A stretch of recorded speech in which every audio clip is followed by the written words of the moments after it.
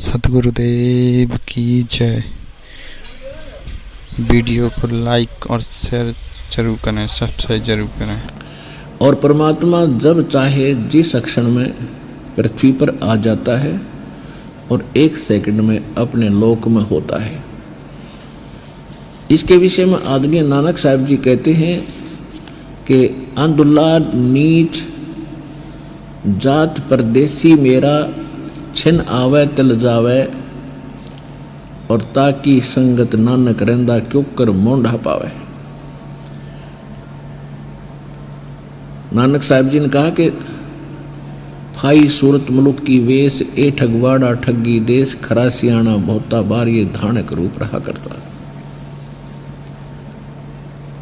तो उसके विषय में ये कहा है कि वो परमात्मा ऐसा है 1 सेकंड में तो मेरे पास बैठा दिखा है, दूसरी क्षण में मैं देखता हूँ वो सतलोक जा चुके होते हैं। तो ऐसे कबीर परमेश्वर जी जब चाहे यहाँ आ जाते हैं, सहस्री आते सहस्री चले जाते हैं। वैसे ये 21 ब्रह्मांड काल की जेल है और इस जेल में कैदी ही आ सकते हैं, लेकिन राजा के लिए कोई प्रतिबंध नहीं होता, वो किसी जेल में कभी जा सकता है और उन कैदियों को सुविधाएं देने के लिए। तो वो परमात्मा हमारे राजा हैं, हमारे मालिक हैं, वो कभी भी आ सकते हैं, कभी भी जा सकते हैं। तो यहाँ धर्मदास जी ने क्या बताया है, जब परमात्मा अंतर ध्यान हुए, धर्मदास जी क्या पुकार रहे हैं।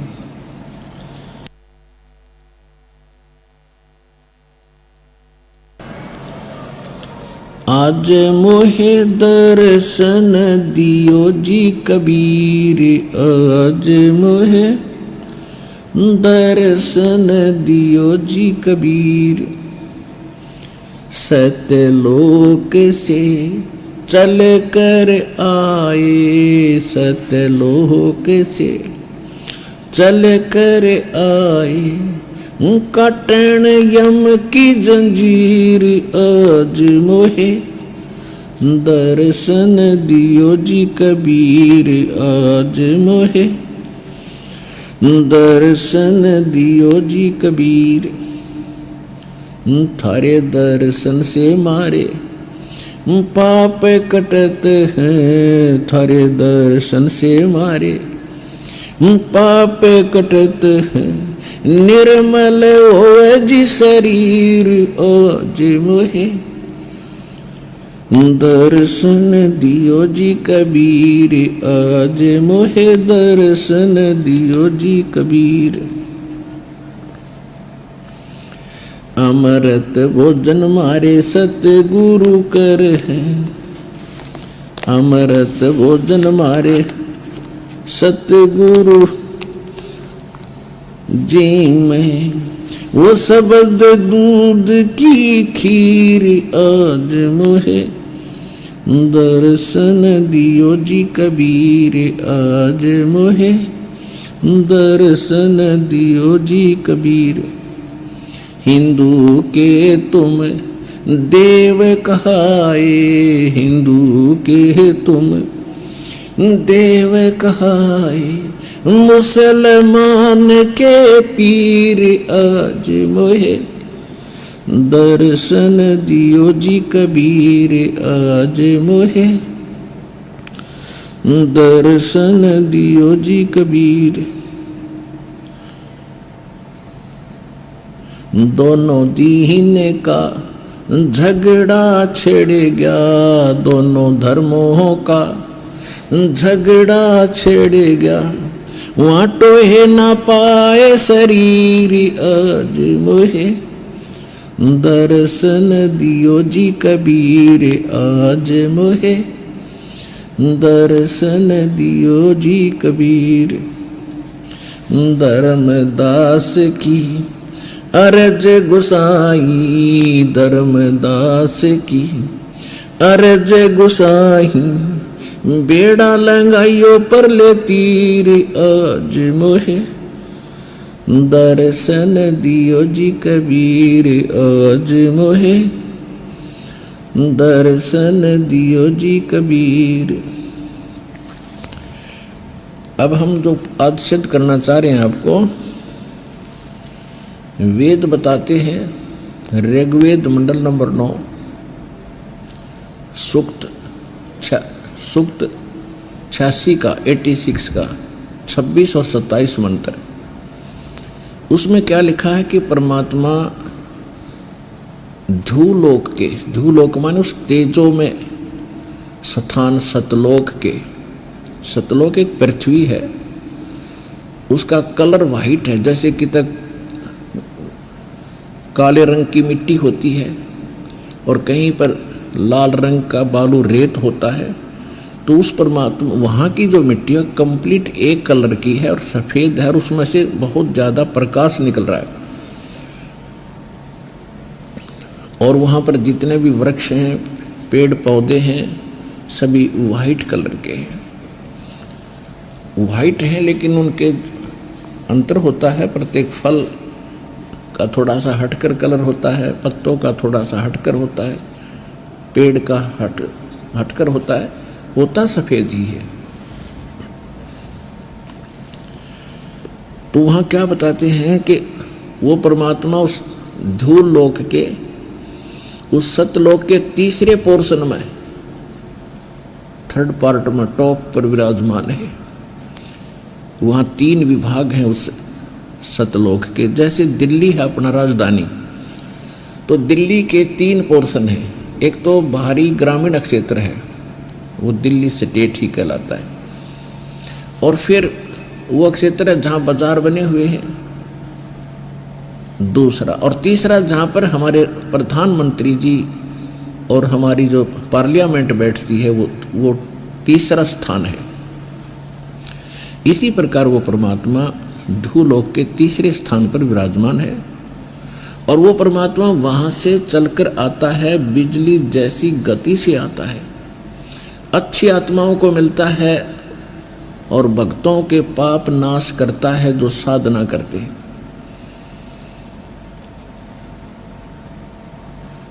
ऋग्वेद मंडल नंबर 9 सूक्त 86 मंत्र 26 और 27 में, ऋग्वेद मंडल नंबर 9 सूक्त 82 मंत्र 1, 2, 3 में, ऋग्वेद मंडल नंबर 9 सूक्त 54 के मंत्र 3 में,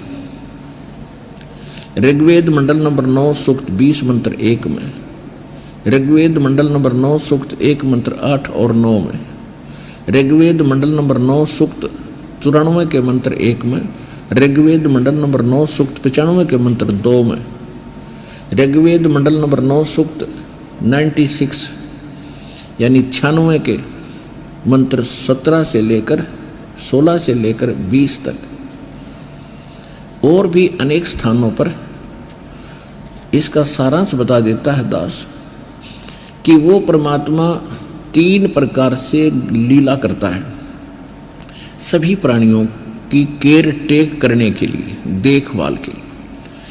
एक स्थिति परमात्मा की है कि ऊपर धूलोक यानी सतलोक के तीसरे पोर्शन में, यानी टॉप मोस्ट प्लेस पे, शिखर में, सुन शिखर में, चोटी पर एक बहुत बड़ा गुम्बज है मालिक का, सफ़ेद वाइट, और उसमें सिंहासन बना है, तख्त बना है भगवान का, और उस पे परमात्मा विराजमान है।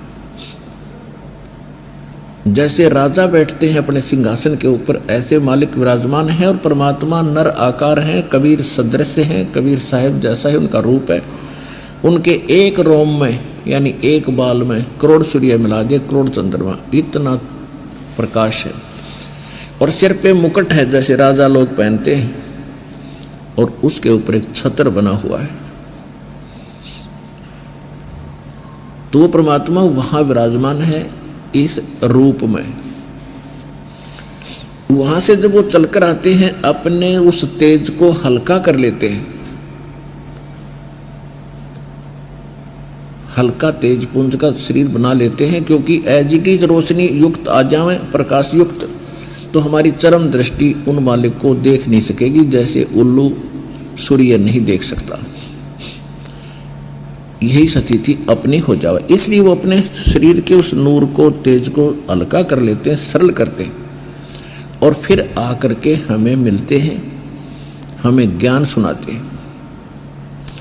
ये तो वो 3 प्रकार से करते हैं। जैसे एक शिशु रूप धारण करके प्रत्येक युग में वो परमात्मा एक कमल के फूल पर विराजमान होते हैं। और कमल कहाँ होता है?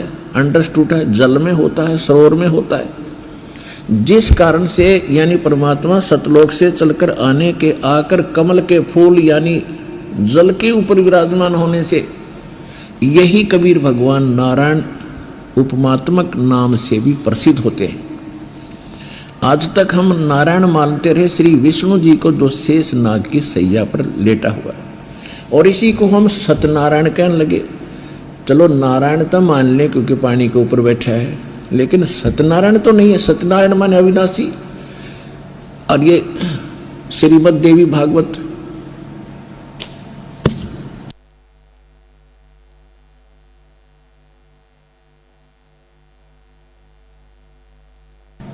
श्रीमद् देवी भागवत सचित्र मोटा टाइप गीता प्रेस गोरखपुर से प्रकाशित उसके पृष्ठ नंबर 123 पर स्वयं स्वीकार करते हैं विष्णु जी, अपनी माता की स्तुति करते हैं दुर्गा की कि हम आपकी कृपा से ही विद्यमान हैं।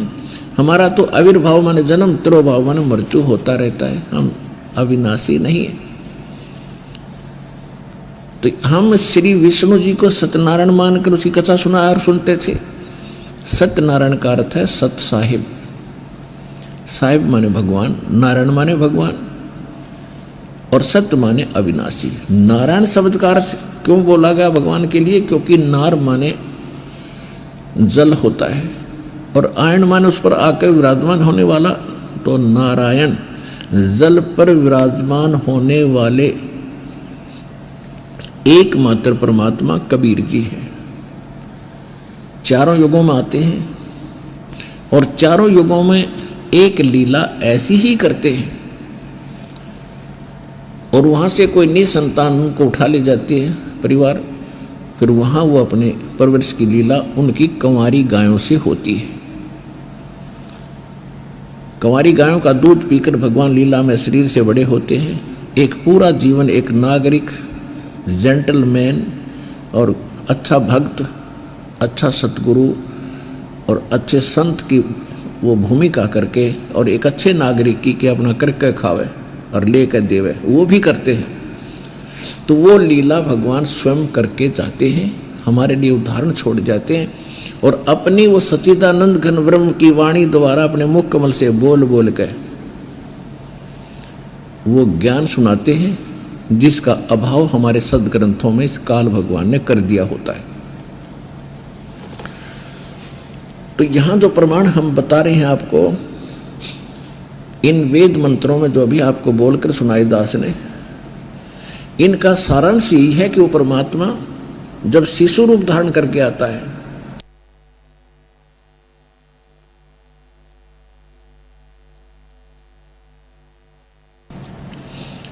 अपने सतलोक से जब शिशु रूप धारण करके आता है,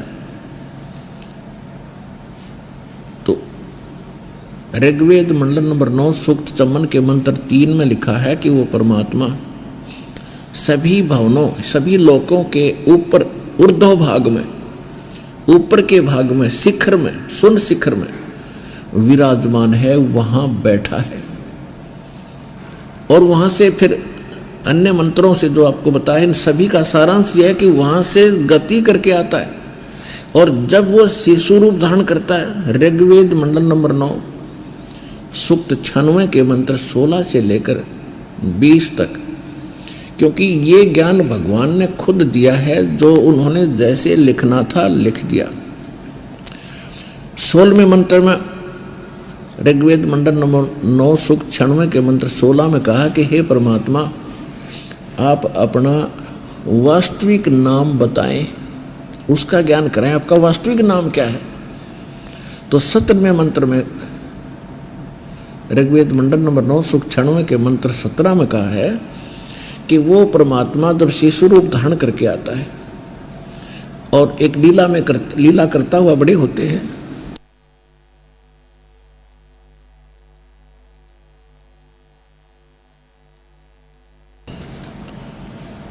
तो फिर वो अपने मुख कमल से अपनी महिमा की वाणी कबीर वाणी, कबीर गिर भी लिखा उसमें, गिर भी माने वाणी द्वारा, कबीर वाणी द्वारा, वो कबीर नाम है उस परमात्मा का, कबीर नाम है, वो कबीर वाणी द्वारा अपने मुख कमल से बोल बोल कर,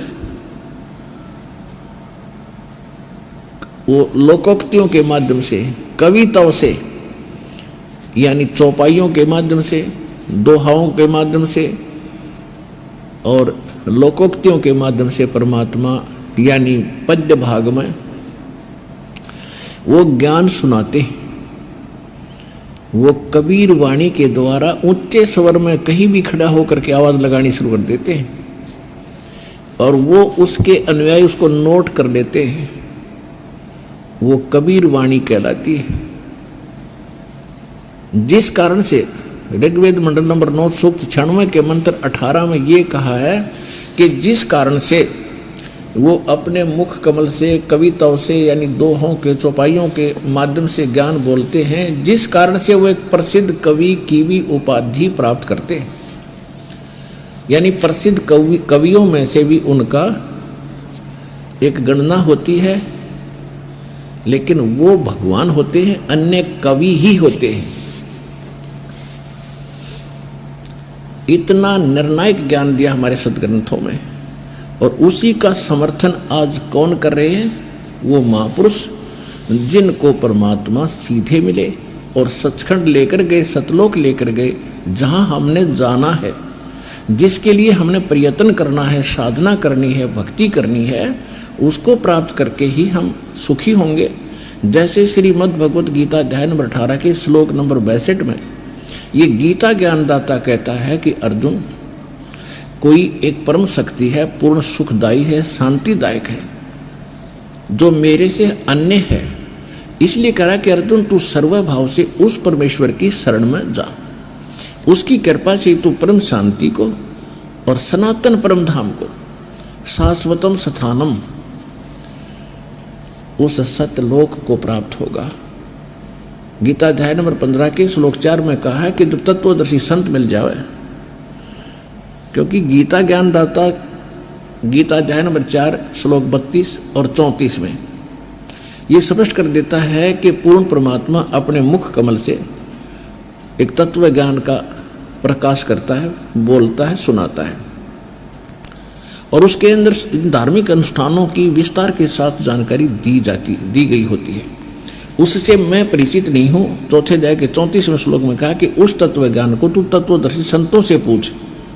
यदि गीता ज्ञानदाता को ज्ञान होता तो एक अध्याय और बोल देता कि बिजली पड़े थी, उसको पता नहीं था। ऑप्शन छोड़ दिया कि तत्वदर्शी संत है, उस परमात्मा के गूढ़ रहस्य को जानते हैं, उनसे संपर्क साध, उनको विनम्र भाव से दंडवत प्रणाम करके प्रश्न पूछ, फिर वो तत्वदर्शी संत तुझे उस परमात्म तत्व का यथार्थ ज्ञान बताएंगे। तो 15वें अध्याय के 4थे श्लोक में श्रीमद् भगवत गीता में कहा कि जब तत्वदर्शी संत तुझे मिल जाए, उस तत्व ज्ञान रूपी शस्त्र के द्वारा इस अज्ञान को हटाकर काट के उसके पश्चात परमेश्वर के उस परम पद की खोज करनी चाहिए, जहाँ जाने के बाद साधक फिर लौटकर कभी संसार में नहीं आते। और जिसने सभी ब्रह्मांडों की रचना की है, यानी संसार रूपी वृक्ष की प्रवृत्ति जिससे विस्तार को प्राप्त हुई है, और केवल उसी की भक्ति कर और किसी की नहीं, मेरी भी भक्ति त्याग दे।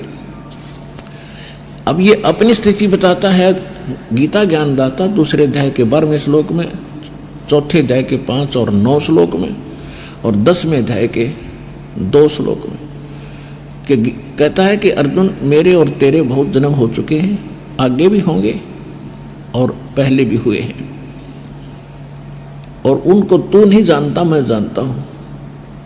मेरी उत्पत्ति को ना तो देवता जानते, ना ब्रह्मा विष्णु महेश जानते, ना ऋषि जानते, क्योंकि ये मेरे से उत्पन्न हुए। तो पिता की उत्पत्ति को पुत्र संतान नहीं बता सकती, पुत्री नहीं बता सकती। कौन बताएगा? दादाजी बताएगा, जो पिता का पिता बताएगा।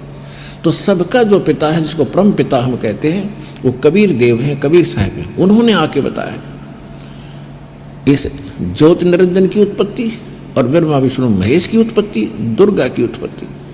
आज तक विश्व में कोई बताने वाला नहीं था। उसके बाद इस दास पर दया हुई है जो आपके सामने भगवान के गुड़ रहस्य को खोला है।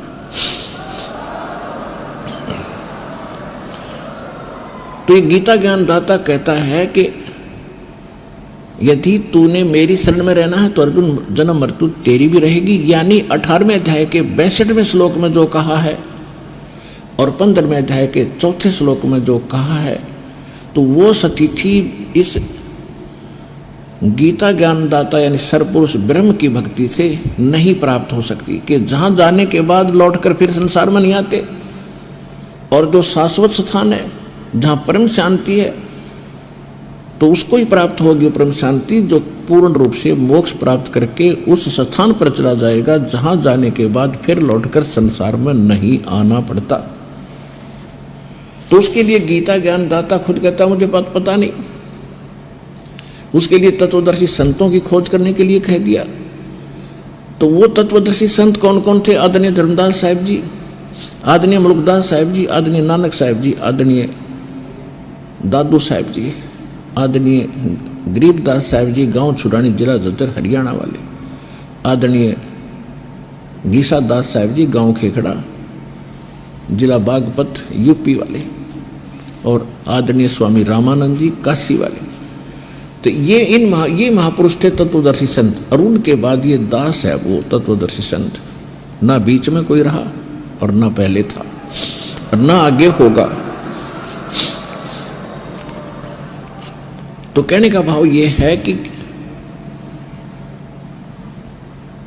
अब जो प्रसंग चल रहा है कि गीता वेदों में क्या बताया है, ऋग्वेद मंडल नंबर 9 सूक्त 96 के मंत्र 8 में 18 में 17 और 18, 19, 20 का सीधा सा बता देता हूँ। इसमें ये कहा गया है कि वो परमात्मा जब शिशु रूप धारण करके प्रकट होते हैं और बड़े होते हैं तो अपने मुख कमल से वो कबीर वाणी बोलते हैं, कबीर गिरभी। कबीर वाणी के द्वारा अपनी महिमा का ज्ञान वो स्वयं बोलते हैं, उच्चारण करके बोलते हैं, कविताओं से बोलते हैं, लोकोक्तियों के माध्यम से बोलते हैं, जिस कारण से वो प्रसिद्ध कवि भी कहलाते हैं, लेकिन वो परमात्मा होते हैं। और उनके ढेर सारे अनुयायी बन जाते हैं। उनके एक मुखिया रूप में यानी एक राजा के समान, उनका एक कमांडर के समान एज ए गुरु परमात्मा रहते हैं। उनको यथार्थ ज्ञान बताते रहते हैं, बुराइयों से बचाते रहते हैं। वो सभी उस गुरु का बड़ा आदर करते हैं जो परमात्मा स्वयं आते हैं। और उस परमात्मा के द्वारा बोली गई वो अमृतवाणी उनके अनुयायियों के लिए अमृत तुल्य होती है, उनको बहुत अच्छी लगती है। तो इस प्रकार वो परमात्मा मनुष्य की सदृश आता है, जैसे मनुष्य कपड़े दूसरे पहन लेता है, ऐसा लिखा है वेद में। कभी दिखाऊंगा रात्रि के समय, क्योंकि दिन में वो दिखते नहीं। तो वो ऐसा चलता है जैसे एक सुंदर शरीर कपड़ा पहन लिया इंसान ने दूसरा, ऐसे परमात्मा अन्य चोला पहनकर अपने ओरिजिनल बॉडी के ऊपर तब यहाँ आते हैं और ये यथार्थ ज्ञान सुनाते हैं।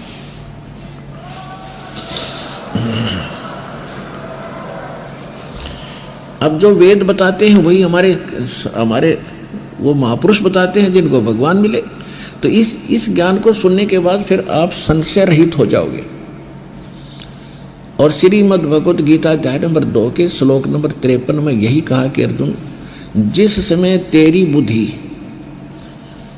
नाना प्रकार के भ्रमित करने वाले ज्ञान वचनों से हटकर एक परमात्म ज्ञान पर, तत्व ज्ञान पर आश्रित हो जाएगी, यानी फाइनल हो जाएगी, तब तो तू योग को प्राप्त होगा। योग प्राप्त होना यानी योगी बनेगा। योगी माने भगत बनेगा। योगी ये नहीं होता जो पेट का पानी हिला दे, ऊपर न पैर कर लिए नीचे न कर लिए, ये तो एक शारीरिक एक्सरसाइज है। योग का अर्थ है भक्त, परमात्मा से मिलने की प्रयत्न करने वाला, नहीं परमात्मा से योग करने वाला, मेल करने के लिए जो प्रयत्नशील है उसको योगी कहते हैं, भक्त कहते हैं। तब तक तू भगत बनेगा। और भगत भी तभी बनोगे जब आप कभी निसंशय होकर लग जाओगे। फिर तो कोई आ जाओ आपके सामने, आप ज्ञान में उससे विचलित नहीं हो सकते। वो चाहे मानो चाहे ना मानो, वो बात अलग रहेगी। तो ये ज्ञान ऐसा है, आपको उस स्थिति में ला देगा कि आप डगमग नहीं हो सकते। इसके अतिरिक्त विश्व में आपको ज्ञान और भगवान दिखाई नहीं देगा, स्वप्न में भी। और तभी आप दृढ़ होगे। जब हम किसी मार्ग पर चल रहे हैं और आगे जाकर सैकड़ों रास्ते बन जाते हैं, आपके पास मैप है और आपको खूब पढ़ा रखा है, समझा रखा है कि ये मैप अपना रास्ता ये रहेगा, इसके बाद बहुत से रास्ते हैं वो अलग हैं, उनमें नहीं जाना।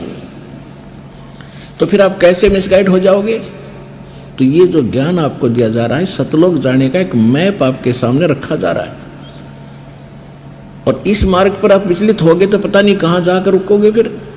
अब तक हमारे साथ ऐसा ही बनता रहा, हम भक्ति मार्ग पर चले, रास्ते में किसी ने विचलित कर दिए, हम दिशा बदल गए और हजारों कोस दूर चले गए यथास्थान से, और फिर हम यहीं के यहीं रह गए। तब तक सवेरा हो गया, सवेरा माने मृत्यु होगी। तो अब हमने दृढ़ रहना है, इस ज्ञान को आधार बनाकर इस भक्ति रूपी सफर पर अपन चलना है। अब जैसे धर्मदास साहिब जी कहते हैं कि सतलोक से चल कर आए, सतलोक से चल कर आए, काटन यम की जंजीर आज मोहे, दर्शन दियो जी कबीर। के सतलोक से चल कर आए सैसरी राय। और किस लिए? काटन काल की जंजीर। हमारे को इस काल ने कर्मों के बंधन की मोटी मोटी जंजीर बांध रखी है, बेल बांध रखी है, जिनको हम देख नहीं पा रहे, समझ नहीं पा रहे, इतनी सूक्ष्म है। इन बंधनों को काटने वाला केवल कबीर परमेश्वर है।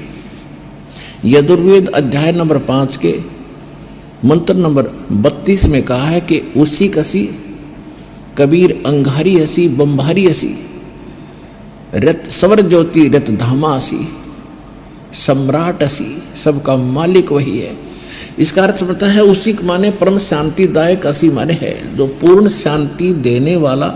गीता अध्याय नंबर 18 के श्लोक 62 में जिसके विषय में कहा कि अर्जुन तू सर्वभाव से उस परमेश्वर की शरण में जा, उसकी कृपा से तो परम शांति को और सनातन परम धाम को, शाश्वत स्थान को प्राप्त होगा।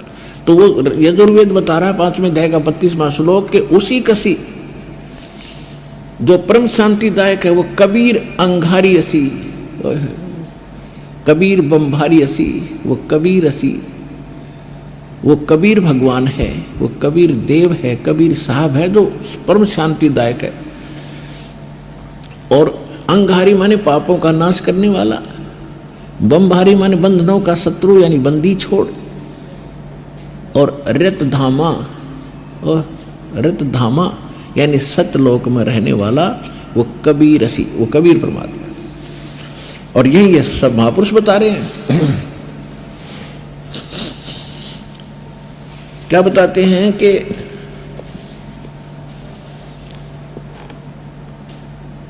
सतलोक से चलकर आए काटन यम की जंजीर, यानी काल के द्वारा कर्मों के बंधन हमारे जकड़ रखे हैं, इनको काटने के लिए वो बंदी छोड़ परमात्मा आते हैं।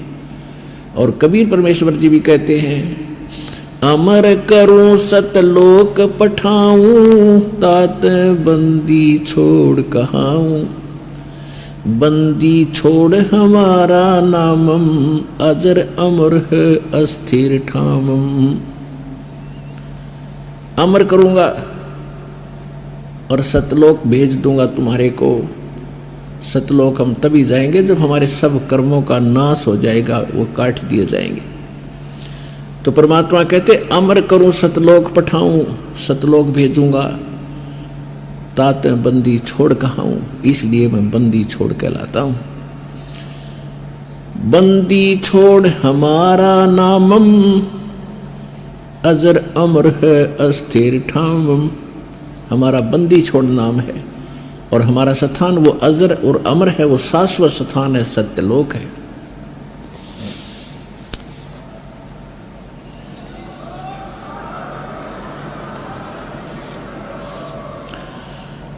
उसके बाद परमात्मा बहुत से महापुरुषों को मिले, आदरणीय मुल्कदास साहिब जी को मिले। इनकी छोटी सी घटना वो सुना भी देता हूँ आपको।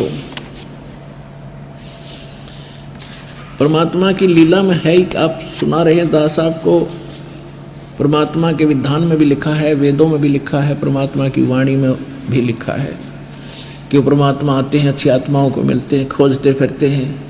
कबीर साहब कहते हैं गोता मारूं स्वर्ग में और जा बैठूं पाताल।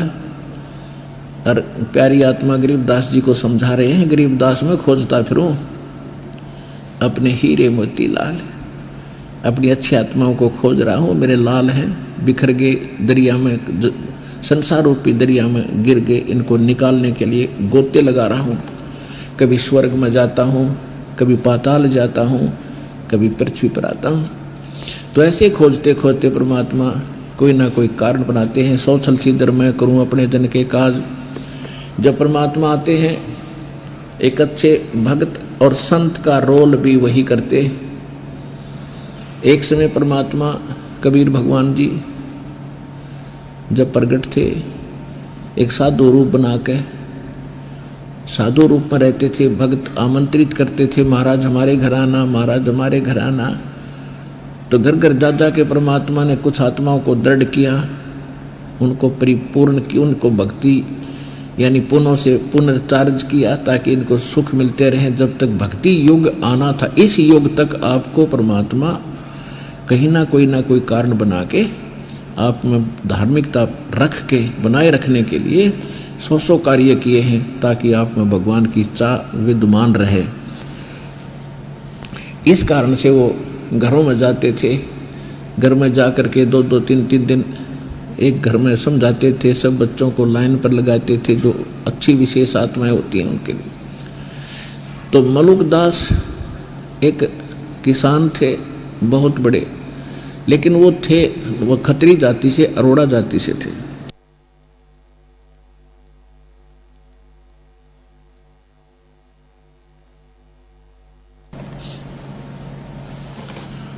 और गांव के नंबरदार थे। एक समय परमात्मा उन्हीं के गांव के अंदर भक्तों के यहाँ सत्संग करने गए हुए थे। अब 10-5-7 घर थे, उसमें उन भगवान के भक्त एक दिन किसी के घर भगवान का भोजन बना, भंडारा बना, सत्संग हुआ, दूसरे दिन दूसरे के घर पे हुआ, तीसरे दिन तीसरे के घर पे हुआ। ऐसे भंडारे हो रहे थे। जब गुरुजी आते हैं तो भक्त अपनी विशेष श्रद्धा के साथ भोजन, खीर, हलवा तैयार करते हैं। अब उस मलुकदास चौधरी को किसी ने बता दिया कि चौधरी साहब गांव में एक ठग आया हुआ है और इन भोले ग्रामीणों को लूट रहा है, बढ़िया माल खाता है, खीर बनवाता है, हलवे खाता है और चलते समय दक्षिणा ले जाता है। इनको कंगाल कर रहा है, वो ढोंगी और पाखंडी है। मलुकदास अच्छी आत्मा के व्यक्ति थे।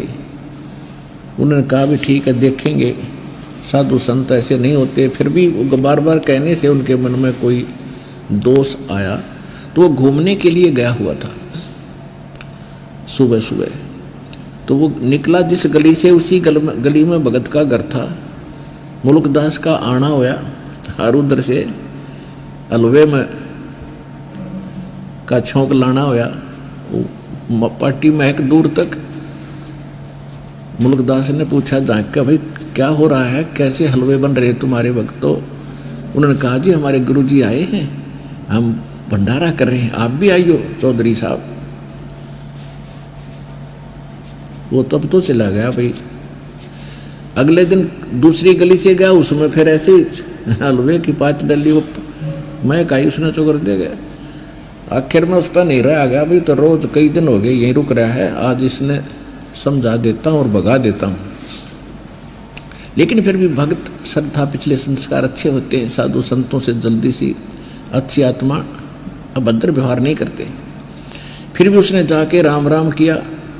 परमात्मा ने कहा आओ जी, राम राम भाई।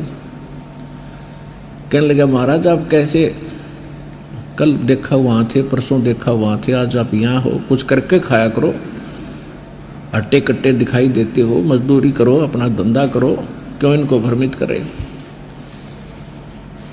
परमात्मा बोले भाई चौधरी साहब हमें तो भगवान बगैर करे ही दे रहा है, अजगर करे न चाकरी। परमात्मा ने एक वाणी सुनाई। तो मुलुकदास ने सोचा सचमुच तो वह ठग्गा आदमी लग गया। फिर भी सबत्या से कहा कि एक बात बताओ, यदि ये भगवान आपका मुझे बगैर किए खिला दे भोजन, क्या ऐसा संभव हो सकता है? परमात्मा बोले यदि आप दृढ़ विश्वास करोगे तो भगवान सब कुछ कर सकता है। तो कहने लगा, आज मुझे यदि तेरे भगवान ने भोजन करा दिया तो मैं आपका चेला, और जे आज मैं भोजन मुझे नहीं करा सका तो आपको अपने खेतों में मजदूर बनाऊंगा। परमात्मा बोले कि मुझे मंजूर है, पर आप ना मुकर जाइयो।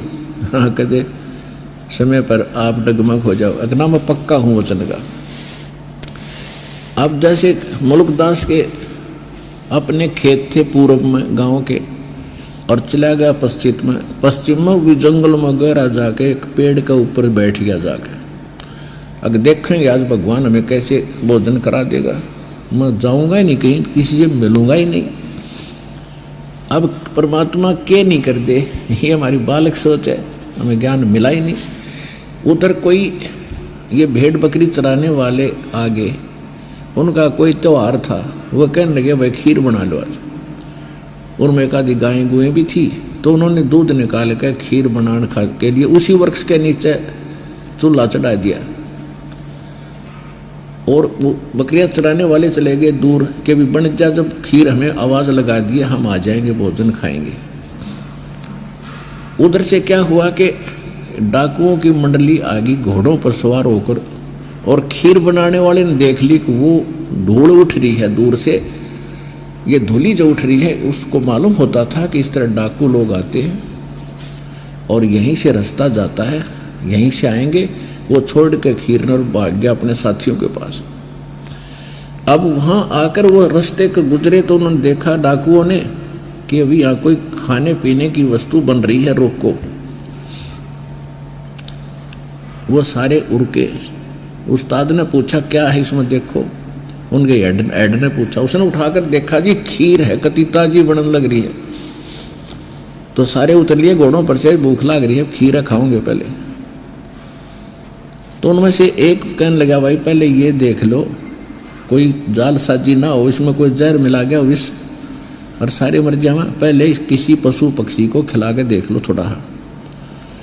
तो उन्होंने सोचा भी बनाने वाला डर के भाग कर कहीं छुपा होगा, गया कहाँ होगा। इधर उधर देखा, फिर एक ने देखा कि वो ओछ बैठा ऊपर,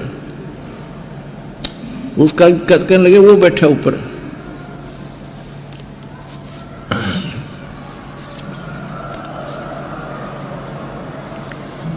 तो मुलुकदास चौधरी साहब से कहा उन डाकुओं ने कि भाई नीचे आ जा। अब उसने ना पता था डाकू है नीचे, ये उन्होंने बोला ना आऊँ, नीचे नहीं आऊँ मैं। उन्होंने दिखाई गोली बंदूक, आव है या मारे गोली तेरे। तब उसका समझ में आई तो कोई ओपरे आदमी है भाई, सीधे आदमी को नहीं। फिर नीचे उतरा टुप देसी, और उस एक ढक्कन था उसका पात्र था, उस पर खीर डाल दी अच्छी सी, ठंडी सी कर दी, अखा है इसको। वो बोला ना खाऊं खीर, कती नहीं खाऊं। अब खीर खाओ तो प्रण टूटे और चौधरी पना छूटे, गुरु जी का चेला बनना पड़े, उसने मुश्किल मैच की। तो वो डाकुओं को पक्की जच गई कि ये पक्का बदमाश आदमी है, जब खीर नहीं खाता इसने कोई गड़बड़ कर रखी इसमें। वो 2-4 लात मारी, 2-4 मुक्के जबरदस्ती खिलाई, खा। अब वो डरता खावर भगवान के शुक्र मनावे कबीर परमेश्वर से, हे परमात्मा आज मेरी जीवन रक्षा कर दो, सदा आपके चरणों में रहूंगा। परमात्मा ने मरोड़ काटनी आवे है हमारी।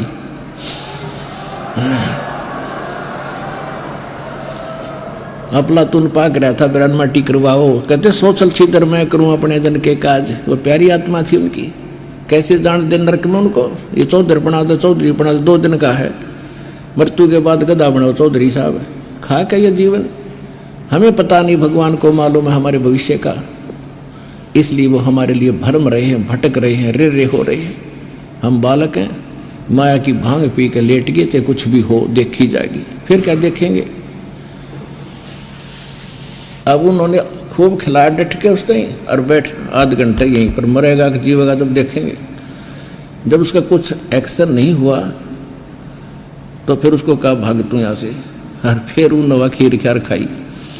अब चौधरी साहब क्योंकि जान बची लाखों पाए, लौट कर बुद्धू घर को आए, सीधा वहीं पहुंचे भगवान के चरणों में रो और नाक रगड़े। परमात्मा बोले चौधरी साहब कि मैं करी भगवान ने सेवा तेरी, सुना।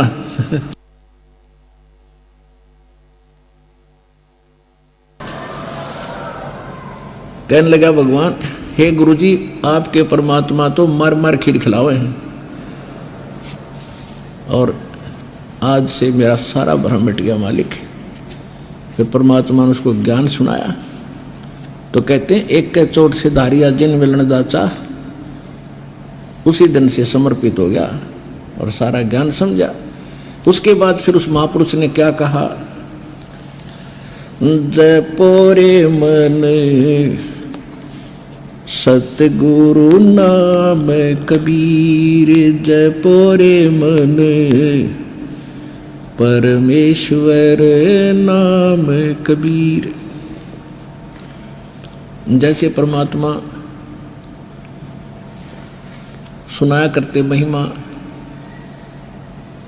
जैसे अन्य जो रामकृष्ण के पुजारी अधिक होते थे और लीला सुनाते थे, कभी कृष्ण जी बंसुरी बजाते थे, पशु पक्षी भी आसपास आ जाते थे, गोपियां भी घर से भाग कर आ जाती थी। परमात्मा बोले भाई उस थारी कालंदरी मैंने जमुना के तीर एक बंसुरी मैं भी बजा के दिखाता हूँ। काफी भक्त आसपास के व्यक्ति जमुना के ऊपर आ गए और परमात्मा ने ऐसे हाथ किया, आसमान से एक बंसुरी आई और मालिक ने जो बंसुरी बजाई, कहते पशु पक्षी वो गांव के लोग तो आए आए, दरिया का वो जल भी वहाँ बर्फ की तरह डट गया, नो का नो, कति हलचल बंद होगी। आसमान के देवता भी चारों तरफ आकर सुनने लगे। ये लोगों के लिए तो सौपन सा था और वो सामने दिखे परमात्मा ने जो वो बांसुरी बजाई। पुण्यात्माओं, भगवान की परमात्मा में सर्वशक्ति होती है। हम आंशिक शक्ति युक्त प्राणी को समर्थ मान बैठे थे, ये हमारी अध्यात्म ज्ञान की कमजोरी थी।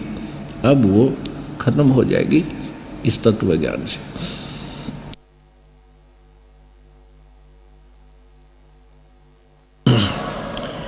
तो यहाँ मुल्कदास जी बता रहे हैं, जय पोरे मन परमेश्वर नाम कबीर, जय पोरे मन सतगुरु नाम कबीर। एक समय गुरु बंसुरी बजाई कालंदरी के तीर, एक समय गुरु बंसी बजाई कालंदरी के तीर। सुर नर मुनि जन थकत बहे, वो रुक गया दरिया नीर। जय पोरे मन परमेश्वर नाम कबीर, जय पोरे मन साहेब नाम कबीर। भाई काशी तज गुरु मगहर आए, दोनों दीन के पीर। काशी तज गुरु मगहर आए, दोनों दीन के पीर। कोई गाड़े कोई अग्न जलावे, ढूंढा ना पाया शरीर। जय पोरे मन परमेश्वर नाम कबीर, जय पोरे मन परमेश्वर नाम कबीर। चार दाग से सतगुरु न्यारे, अजरो अमर शरीर। चार दाग से सतगुरु न्यारे, अजरो अमर शरीर। दास मलूक सलूक कहत है, खोजो खसम कबीर। जय पोरे मन परमेश्वर नाम कबीर, जपो रे मन साहेब नाम कबीर। अब क्या बता रहे हैं कि काशी शहर को छोड़कर परमेश्वर मगहर में जाके, मगहर स्थान से, मगहर एक स्थान है गोरखपुर जिला से, गोरखपुर शहर से 25 किलोमीटर की दूरी पर एक मगहर स्थान है। अब उसमें संत कबीर नगर नाम का एक जिला बन गया अलग से, मालिक के नाम से। उसमें वो मगहर स्थान है। वहाँ का राजा जो नवाब था बिजली खान थे। बिजली खान पठान मुसलमान थे और काशी नगर के राजा थे वीरदेव सिंह बघेल थे। और ये दोनों ही परमात्मा कबीर जी के शिष्य हुए थे। ये शिष्य कैसे हुए थे, थोड़ी सी इनकी घटना सुनाते हैं। एक समय मगहर स्टेट में, मगहर क्षेत्र में, बिजली खां पठान के राज्य में इतना सूखा गिर गया, तराही तराही मच गई, पशु पक्षी मरने लग गए। जितने भी हिंदू धर्म के, क्योंकि हिंदू और मुसलमान मगहर नगर के अंदर 50-50 हैं, पहले भी थे आज भी हैं। हिंदुओं ने अपने जंतर मंत्र सभी यज्ञ हवन कर लिए, साधु संत फकीरों से जंतर मंत्र करवा लिए, कोई बात बनी नहीं। मुसलमानों ने भी अपनी सारी क्रियाएं कर ली, थक गए। अब तो मृत्यु शेष नजर आवत थी। उसी समय किसी ने बता दिया कि काशी शहर के अंदर एक महान पुरुष रहते हैं, कबीर नाम है उनका। यदि वो रजा बख्श देंगे तो वर्षा हो सकती है, तुम्हारा जीवन रक्षा हो सकती है। वीरदेव सिंह बघेल ने 2 नौकर भेज दिए, सैनिक भेज दिए, सिपाही। और किसने, बिजली खां पठान ने 2 सैनिक भेज दिए काशी में। और वीर सिंह बघेल वहाँ का नरेश था, उसके नाम चिट्ठी लिख दी कि आपके शहर में कबीर नाम के कोई महापुरुष है और मैं सैनिक भेज रहा हूँ, कृपया इनके साथ घोड़ों पर बैठा के उस संत को हमारे यहाँ भेजना। ऐसे ऐसे हमारे ऊपर एक बहुत बड़ी आपत्ति आई है। तो जो ही वीरदेव सिंह बघेल ने वो चिट्ठी पढ़ी, क्योंकि वह शिष्य हो चुका था परमेश्वर कबीर जी के और वो भगवान के विधान से बहुत सा परिचित हो चुका था, उसने तुरंत चिट्ठी लिखी और सैनिकों से कहा कि चिट्ठी जाकर बिजली खां पठान को दे दो। चिट्ठी में क्या लिखा था कि बिजली खां, आप पूरा क्षेत्र आपका जीवन और मृत्यु से जूझ रहा है और संत को आप ऐसे बुला रहे हो जैसे एक नौकर को बुलाया जाता है। अरे भले पुरुष, कुछ विधान समझो, खुद आकर नाक रगड़ो, सहर्ष स्वीकार करो, आत्मा से पुकार करो, वो प्रसन्न होकर चलेंगे तो कुछ रजा बख्शेंगे। यदि मैं बाई ऑर्डर भेज भी दूंगा और उन्होंने रजा नहीं बख्शी, भले पुरुष, कैसे कल्याण होगा तेरा। तो वो समझ गया तुरंत। उसी समय सेना लेकर 10-20 अपने अंगरक्षक और घोड़े पर सवार होकर तुरंत वहाँ से चल पड़ा। वीर सिंह बघेल से मिला, वीर सिंह बघेल के साथ फिर वहाँ गए, परमात्मा के चरणों में दंडवत प्रणाम किया दोनों ने। तब परमेश्वर को उस वीरदेव सिंह बघेल ने परिचय कराया कि महाराज जी, ये बिजली खां पठान नगर स्टेट के यानी रियासत के ये नवाब हैं, इनके ऊपर ऐसी आपत्ति आई है, भाई बता तू, अपने मुख से कह। तब उन्हें सारा दुख रोया कि महाराज, कति अंतिम घड़ी में है सब, सारी की सारी जनता और कुछ समय के मेहमान हैं, दया करो, वर्षा नहीं हो रही है, आप रजा बख्शो दाता। परमात्मा बोले भी साधु संत और बहुत है, मैं तो एक मजदूर आदमी हूँ और ठीक है भगवान की भक्ति जरूर करता हूँ, पर मैं और किसी साधु संतों से भी ट्राई करो। कहने लगे जी हमने सब जगह थक लिए, कोई स्थान नहीं छोड़ा, कोई संत भगत हमने नहीं छोड़ा। वहाँ हिंदू भी हैं, हिंदुओं ने भी अपनी कोशिश कर ली, पर कोई बात नहीं बन पा रही। परमात्मा बोले चलो। अब मालिक बैठकर उनके साथ, अब उधर से क्या हुआ कि ये जो संत हैं इनमें ईर्षा नहीं जाती। गोरखनाथ ये क्या होते हैं, जितने भी संत पहले अच्छे जो सुप्रसिद्ध थे, ये क्या था, पिछले जन्म के पुण्यकर्मी प्राणी थे, और फिर ये मृत्यु के उपरांत ये पितृलोक में चले जाते हैं, एज ए पितर रहते हैं।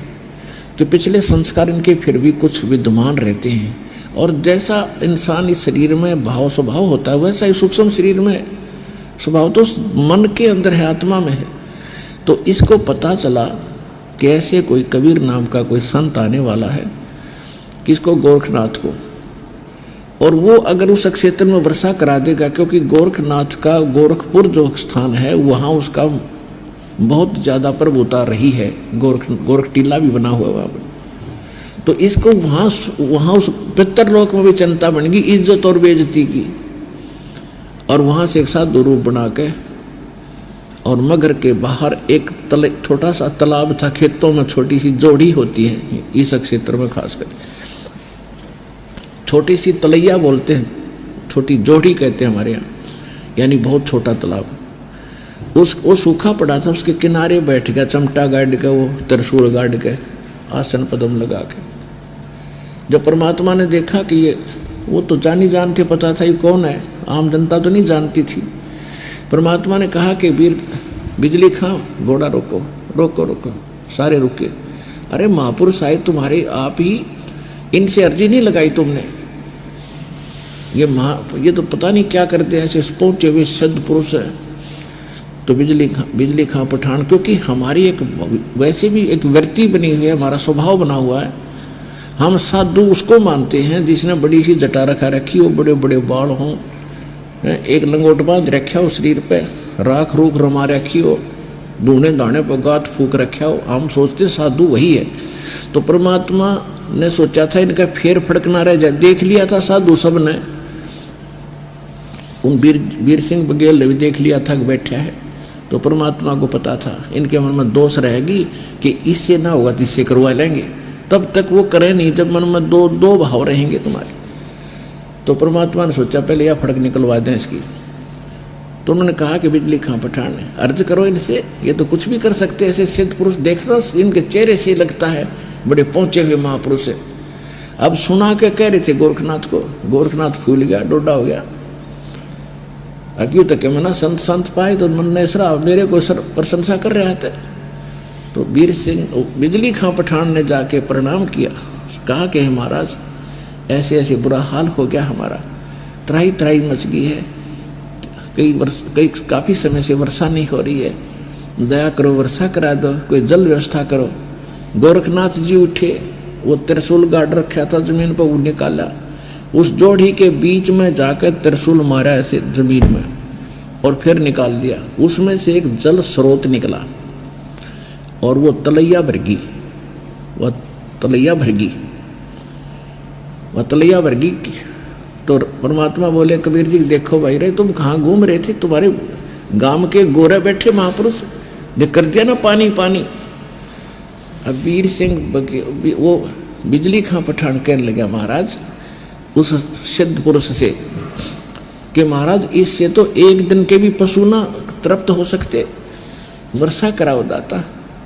तो गोरखनाथ क्या कहता है कि तुम्हारे भाग्य में वर्षा नहीं है, तुम्हारे पुण्य शेष नहीं है, अभी तो 2 वर्ष वर्षा और नहीं हो सकती, वो आपके वहाँ कोई पुण्य नहीं है इस क्षेत्र के लोगों के, और मैंने ये अपने कोटे से दे दिया, और कोई ज़्यादा हमारे पास कोई समर्थ है तो उससे बात कर लो जाके, यानी अपने तो बढ़ाओ, किससे नहीं माना था ताकतवर।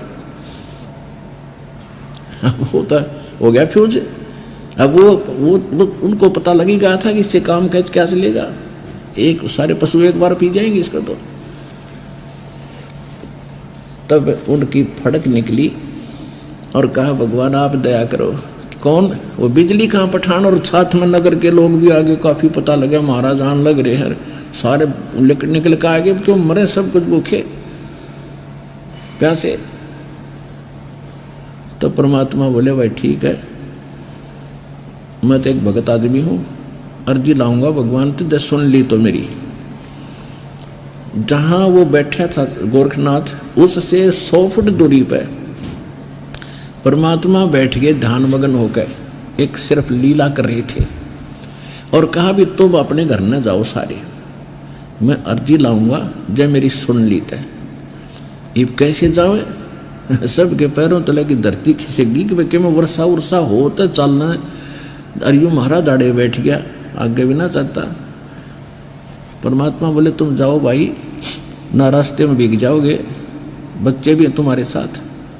वो उनका ना समझ में आई। कुछ चल पड़े, कुछ आसपास खड़े थे, इतने में क्या देखा नो बादल आए गरज के, काली घटा छाएगी और मूसलधार वर्षा होने लगेगी। ठोक दिया सारा कुछ अक्षेत्र। बोलो सतगुरुदेव।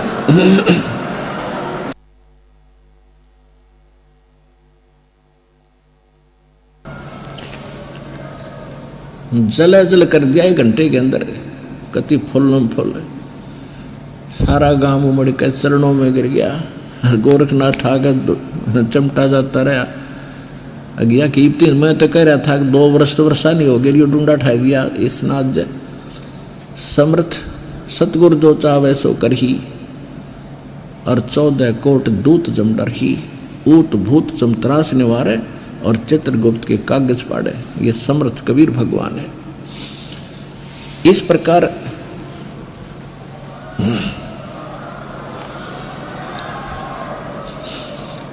तो परमात्मा ने फिर उनको उपदेश दिया ज्ञान का, भक्ति का, अध्यात्म मार्ग का, कि भाई तुम्हारे जितने संस्कार पुण्य थे वो समाप्त हो चुके। अब तुम्हारा पूरे क्षेत्र का विनाश होना था, भूखे मर के मरना था, टक्कर मार मार के। तुम्हारे पर रहम हुई, किसी महापुरुष ने, किसी पुण्यात्मा ने तुम्हें मुझ दास का पता बता दिया, और मेरी अर्ज भगवान ने सुन ली। तो बिजली खां पठान और गांव के नगर के सभी लोग कहने लगे, मालिक नू ना कहो, अब नहीं मान सकते कि आपसे अतिरिक्त कोई परमात्मा है। अब पुण्यात्मा जिसकी जो जान बचाओ उसका तो वही भगवान। और वैसे भी रियल में भगवान थे ही थे, फिर भी वो समर्थ थे। समर्थ अपनी बड़ाई कभी नहीं करना चाहता, लेकिन उसके गुण प्रगट हुए बिना रहा नहीं करते। तो सभी ने जब ज्ञान सुना कि भाई तुम एक पिता के बच्चे हो, ये हिंदू और मुसलमान तुम आप पर बन गए, तुम भगवान के लिए ही बटे हो, भक्ति करो, तुम एक पिता की संतान हो। हिंदू और मुसलमान का खुदा 2 नहीं है, भगवान 2 नहीं है, एक ही प्रकार के मनुष्य हैं, एक ही प्रकार की बहनें हैं, सब एक प्रकार की माताएं हैं। तुम आपस में अलग अलग बनकर बैठ के दुश्मन बन बैठे। तो उन्होंने कहा कि कभी आप धर्म के नाम पर झगड़ा नहीं करोगे, नहीं करेंगे। कभी भी आप जीव हिंसा नहीं करोगे। सब ने कहा जी नहीं करेंगे, क्यों पाप करते हो तो अब तुम सारे मरोगे। तो सब ने उस समय सारी स्वीकृति दी। फिर गांव में नगर में लेकर गए मालिक को। वहाँ एक व्यक्ति था, 65 साल की उम्र वाली थी। उसकी पत्नी के जो है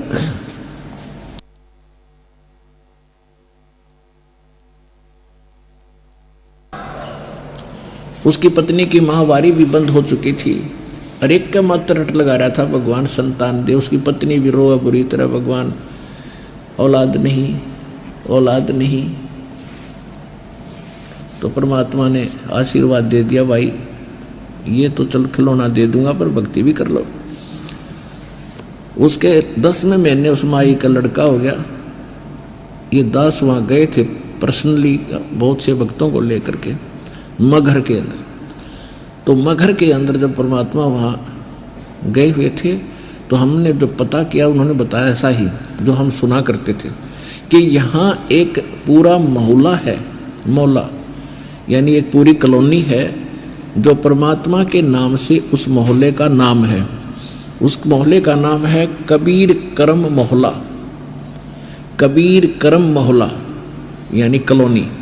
कबीर परमात्मा का, करम माने रहम, फारसी में करम माने रहम, यानी परमात्मा की के रहम से बसा हुआ मोहल्ला कबीर करम मोहल्ला आज भी विद्यमान है।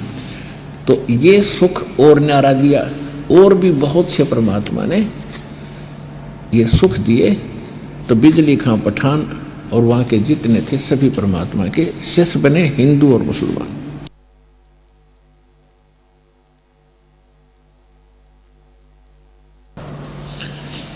तो कहने का भाव यह है कि परमात्मा कबीर जी सभी हिंदू और मुसलमानों को एक सामूहिक शिक्षा दिया करते थे कि भाई न तो आपके काजी आपके ग्रंथ और भगवान से परिचित हैं, और न ही ये हिंदू धर्म के पंडित और ये मंडलेश्वर आचार्य और शंकराचार्य ये ना भगवान के बारे में जानते, ना अपने अध्यात्म सदग्रंथों से भी परिचित नहीं है।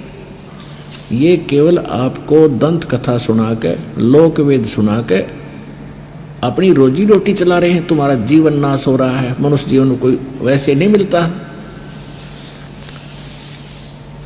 जिस कारण से परमात्मा का बहुत विरोध किया करते थे कौन?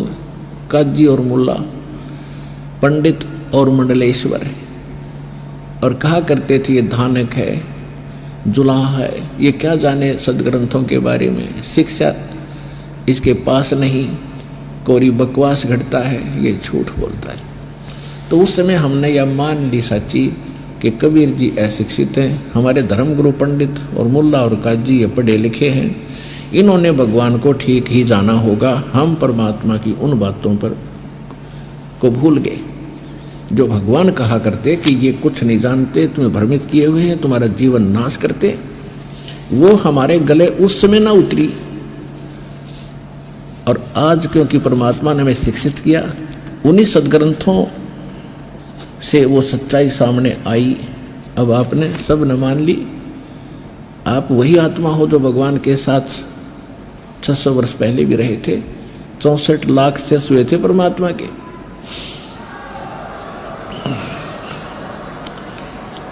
आज से 600 वर्ष पहले जब भगवान आए थे, 120 वर्ष यहाँ प्रचार किया करते थे। ज्ञान गौणता मान्य नहीं करते, क्यों? ज्ञान तो हमारी बुद्धि में आवे नहीं था, क्योंकि हम इस बात से स्लिप कर जाती थी बुद्धि के कबीर जी अशिक्षित है और पंडित लोग शिक्षित हैं, काजी मुल्ला शिक्षित हैं।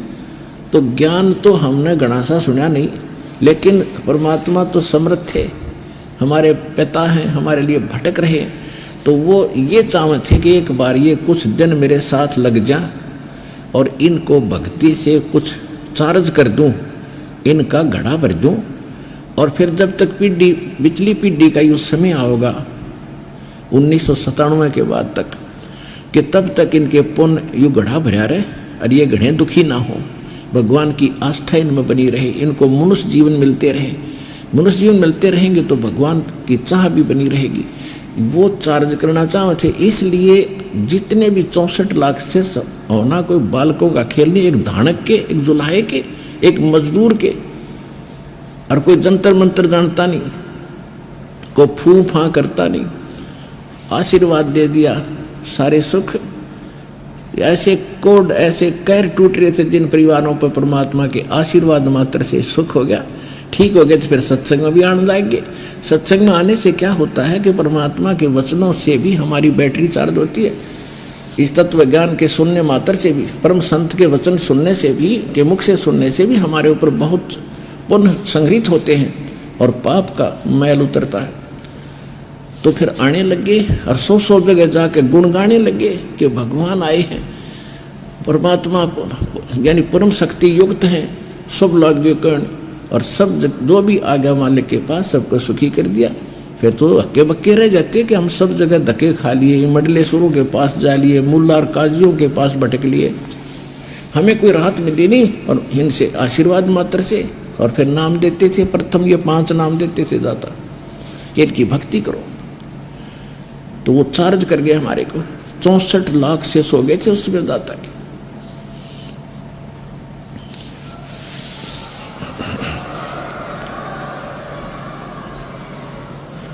अब क्या होता है, जैसे इसमें एक प्रश्न आया है कि काशी तज मगहर गए, वो दोनों दीन के पीर, और कोई गड्ढे कोई अगन जलावे पर खोजा न पाया शरीर। काशी के जो पंडित थे उन्होंने एक ऐसी धारणा फैला रखी थी कि भाई जो काशी में मृत्यु को प्राप्त होगा वो सीधा स्वर्ग जाएगा, और जो मगहर मरेगा वो गधा बनेगा। मगहर में कोई मत मरियो। परमात्मा कहा करते बच्चों ये भ्रमित लोग हैं, भ्रमित ज्ञान ही बता सकते हैं। शुभ कर्म करो, अच्छी भक्ति करो, कहीं पर भी मरो, निसंशय होकर मरो, चिंता मत करो। लेकिन वह गला उतरा नहीं थी। तो उनकी जो ये इस तरह की धारणा उन्होंने पैदा की थी कि जो मगर मरेगा वो गधा बनेगा, काशी मरेगा वो स्वर्ग जाएगा। तो हमारे जो हिंदू धर्म के लोग थे, विशेषकर ये बनिए लोग, खासकर ये ज़्यादा परमात्मा की तरफ आकर्षित होते थे। अब तो बिगड़ गई सारी ये कहानी, सभी कौम बिगड़ गई, भक्ति की तरफ अब ध्यान रहा नहीं। तो उस समय इन्होंने क्या सोचा कि भी पिताजी को मरना तो है ही, माता जी को, हम क्यों ना काशी में कुछ दिन इनका कमरा वगैरह धर्मशाला में बुक करा दें, 1 वर्ष 2 वर्ष 6 महीने जितना भी इनका समय है वहाँ पास कर लें और इनकी मृत्यु काशी में हो जाएगी तो स्वर्ग चले जाएंगे। क्योंकि हमारे गुरु जी ने कह रखा है और गुरुओं के ऊपर शेष विश्वास किया ही करते हैं, तो बट नेचुरल है। तो इस उद्देश्य से हिंदू लोगों ने अपने माता पिताओं के लिए काशी की धर्मशालाओं में कमरे बुक करा दिए और वहाँ के मैनेजर को महीने का खर्चा दे दे, उनका खान पीन की व्यवस्था वहाँ करवा दिया। फिर उन धर्म गुरुओं ने सोचा कि क्यों ना हम इनको अपने पास ही रख लें, वो जो धर्मशालाओं में किराया देते हैं वो हमें मिल जाएगा, 2 रोटी हम अपने घर बनाएंगे, उसमें से ये भी खा लेंगे।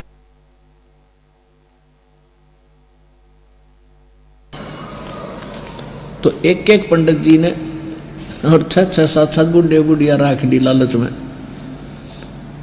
अब उन्हें फिर समस्या आई, क्योंकि वर्ग तो एक का संभालना मुश्किल हो जाए, और वहाँ 6-7 कोई कहीं थूक रहा है, कोई कहीं पेशाब कर रहा है, क्योंकि वर्ग व्यवस्था खूब थी। तो उन पंडित जियाँ के सिर में दर्द हो गया, किया तो बात बिगड़ गई भाई। पैसे के लालच में वो भला मोल ले ली उनने। फिर उन्हें क्या तरीका अपनाया कि इसकी इनकी कुकर टिकट कटे, कैसे पीछा छूटे। इनते एक अफवाह और फैला दी कि गंगा के किनारे, गंगा दरिया के किनारे एक आरा लगा दिया। आरा, ये मशीन लकड़ी काटने का आरा देखा होगा अपना, बड़े बड़े 5-6 फुट का, 7-8 फुट का लंबा होता है। उसकी एक ऐसा स्ट्रक्चर बनाया, एक स्थान बनाया, उसमें ऐसे बना के और उसके एक आरत सी बना दी, और उस आरत में आरा ऊपर चला जा, दूर हैंडल लगा दिए उसके 50-20 30 फुट 50 फुट दूर झाड़ बोझ डैम है, और वहाँ से उनका रस्सा बांध लिया, हैंडल रस्से को वहाँ बांध दिया। रस्सा ढीला कर दें और नीचे के रस्से को 1 बार 2 बार ऐसे कर दें, वो गर्दन कट गया। उन्होंने क्या तरीका अपनाया, अफवाह फैला दी कि परमात्मा की तरफ से एक क्रोध आता है, क्रोध आरा बोलते हैं इसको, और जिसने जल्दी स्वर्ग जाना हो उसके लिए स्पेशल फीस रख दी 100 रुपये। जिसने जल्दी स्वर्ग जाना है तो उसके लिए भगवान की तरफ से क्रोध आता है, जो उस क्रोध से अपनी बलि दे देगा, गर्दन कटा लेगा, तो मिनट में स्वर्ग जाएगा। अवर दोस्ता में आदमी नो सोचा है भगवान के ऊपर पीछा छूटा, कैसे मरूं, मर जाऊं, ठीक ठाक मर जाऊं। अब वो वृद्ध हो ही रहे थे। अब उनके बुढ़ों ने जब यह ज्ञान सुना तो उन बच्चों को कहा, बेटा हमने तो मरना ही है, हम दुखी भी बहुत हो लिए हैं, वृद्ध भी बहुत हो चुके हैं। गुरुजी कह रहे हैं कि ऐसा भगवान की तरफ से कोई ऊपर से क्रोध आता है स्वर्ग से, और जो उससे अपना कुर्बानी दे देता है वो सीधा स्वर्ग जाता है। 100 रुपये फीस है बेटा, दे दो। अब बच्चों ने सोचा भी माता पिता के लिए क्या बड़ी बात है, 100 रुपये दे दिए। एवं हमारे धर्म गुरुओं ने एक मानस काटने का बूचड़ खाना और खोल दिया, उन्हें करोत ला दिया, एक हत्था खोल दिया, कसाई बना कर करने लगे। अब कई बार क्या होता था, वो रस्सा उलझ जाता। वो क्या करते थे, वो धर्मगुरु एक वहाँ खड़ा हो जाता, वो आवाज लगाता है भगवान क्रोध भेजियो, वो भगवान बैठे दोनों तरफ हुए, वो रस्सा ढीला कर देते, और क्रोध कच्च दे आगे काट के और 1 सेकंड में उल्टा कर देते। वो कभी उलझ जाता और ना उसकी गर्दन कटती, बूढ़े ने उठा लेते, भाई अभी आदेश नहीं हुआ भगवान का, कल देखेंगे। तो वो रोया करता है, भगवान मैं ऐसा दुर्भाग्यशाली कि मेरे लिए भगवान की तरफ से क्रोध नहीं आया। अब श्रद्धालु तो सदा से ही शीश देते आए, लेकिन ये संत नकली और डुप्लीकेट हमारा दुरुपयोग करते रहे इस भावना का। तो परमात्मा क्या कहा करते हैं कि ये मूर्ख बना रहे भाई आपको, ये झूठ बोलते हैं और मैं मरूंगा मगर में, और पंडित जी तुम भी आ जाइयो और काजी तुम भी आ जाना भाई, अपने अपने जंतर मंत्र पोथी पत्रे ले आइयो, वहां किस टाइम मरूंगा और किस टाइम मत जाऊंगा और तुम सारे जंतर मंत्र कर दियो, कहाँ जाता है ये बता दियो, मगर मरने वाला अगर तुम ज़्यादा ही विद्वान। तो परमात्मा ने निर्धारित कर दिया कि उस दिन मैं मगर में शरीर छोड़ूंगा और आजियो पंडित जी तुम भी। उधर से बिजली, ये वीरदेव सिंह बघेल को पता चला, क्योंकि वो विशेष थे उनके परमात्मा के, कि हमारे गुरुदेव जो हैं मगर के अंदर अपना प्रस्थान करेंगे, प्रयाण करेंगे। तो बिजली खां पठान और उनके मंत्रियों ने सलाह मशवरा किया कि ये हमारे गुरु हैं, हम हिंदू हैं, और ये मगर के अंदर यदि शरीर छोड़ेंगे तो मुसलमान हमें शरीर नहीं देंगे, क्योंकि वहाँ का राजा नवाब बिजली खां पठान है, वो भी इनका शिष्य है। तो उन्होंने क्या सोचा कि ये मुसलमान तरीके से परमात्मा का अंतिम संस्कार करेंगे तो हमारी बेइज्जती होगी हमारे गुरु की, हम करेंगे हिंदू रीति से, और यदि मुसलमान नहीं मानेंगे तो हम झगड़ा युद्ध करके जबरदस्ती 100 उठा के लाएंगे। ये फैसला करके सेना साथ लेकर बिजली और वीरदेव सिंह बघेल भी चल पड़ा। काशी के सब पंडित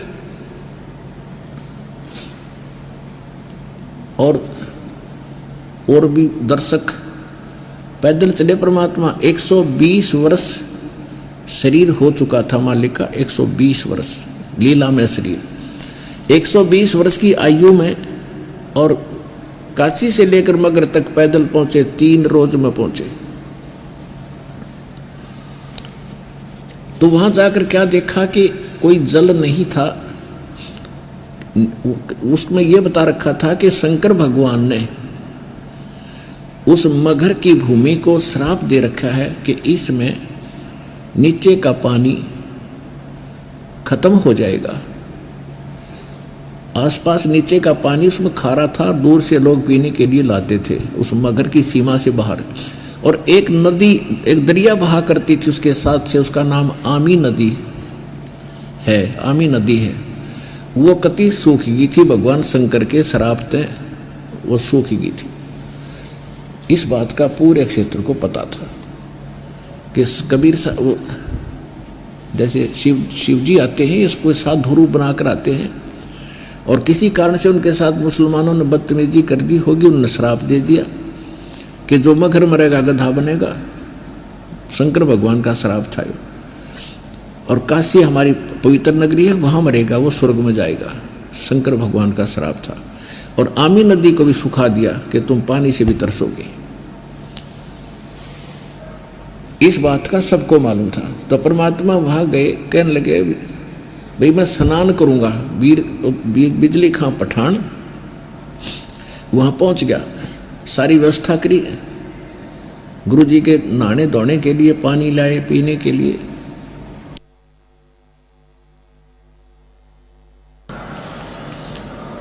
तो परमात्मा कबीर जी ने कहा कि बिजली खां मैं स्नान करके फिर शरीर छोड़ूंगा भाई, पहले नहाऊंगा। बिजली खां कहने लगे जी पानी पर्याप्त जल है, बाहर से मंगा रखा मालिक, यहाँ तो उपलब्ध था नहीं, और सभी के लिए स्नान के लिए तो उपलब्ध हो नहीं सकता, आपके लिए हमने ला रखा है। परमात्मा बोले भी क्यों, क्या बात है, यहाँ जल क्यों नहीं है, कोई दरिया नहीं आसपास? कहने लगे जी दरिया है साथ से ही, लेकिन भगवान शंकर के श्राप से सूख गई है, बहुत दुखी हो गया। परमात्मा बोले पहले उस दरिया पर चलते हैं, देखते हैं उसमें जल है कि नहीं। सबने कहा जी जल है ही नहीं, कोई बात नहीं, आओ मेरे साथ। अब परमात्मा जाकर खड़े हो गए उस दरिया के किनारे, सैकड़ों हजारों की संख्या में दर्शक, गांव वाले और सैनिक। तो परमात्मा ने ऐसे संकेत किया हाथ से, ऐसे किया था, थोड़ी सी दूरी पर जैसे बम ब्लास्ट होता है ऐसी आवाज आई और एकदम पानी का फवारा फूटा और वह दरिया देखते देखते किनारों को चाटती हुई बहकर चल पड़ी। बोलो सतगुरुदेव।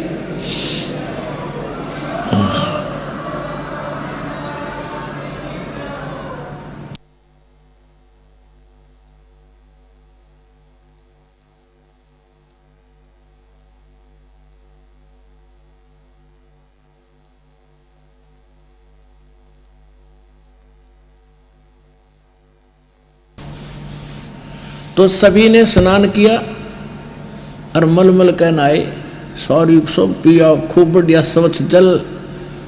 परमात्मा बोले भाई ये कहीं और से आया है ये जल और खूब इसमें चला करेगा। तुम जब तक थारी नींद ठीक रहेगी, जब तुम्हारे अंदर कोई बकवाद भावेगी, फिर यह नदी फिर सूख जाएगी। अब जैसे गरीबदास साहिब जी को परमात्मा मिले, वो क्या कहा, क्या बताया करते, तुम कौन राम का जपते जापम, तात कटे न ये तीनों तापम। तुम किन भगवानों की भक्ति करते हो जिसे तुम्हारे 3 ताप भी नाश नहीं होते। 3 ताप के अंदर सूखा गिरना, अतिवृष्टि यानी घनी वर्षा फल डाना, और जैसे कोई किसी ने जंतर मंतर कर दिया, किसी ने श्राप दे दिया। कहते तुम्हारे ये बिना पूरे खत्म होते तुमसे, तुम किन भगवानों की भक्ति करते हो। समर्थ का शरणाग हो रंग होरी हो, भाई कबू न हो ऐ काज राम रंग होरी हो। कहते समर्थ की शरण में आओ और कभी कोई तुम्हारा अकाज नहीं होगा, तुम्हारे काम नहीं बिगड़ेंगे, कोई हानि नहीं होगी। तुम कौन राम का जपते जापम और तात कटे ना तीनों तापम। भगवान शंकर ने श्राप दे रखा था 3 ताप के कारण, और वहां वो त्राही त्राही हो रही थी। परमात्मा ने 3 ताप का नाश कर दिया और उनको सुखी कर दिया।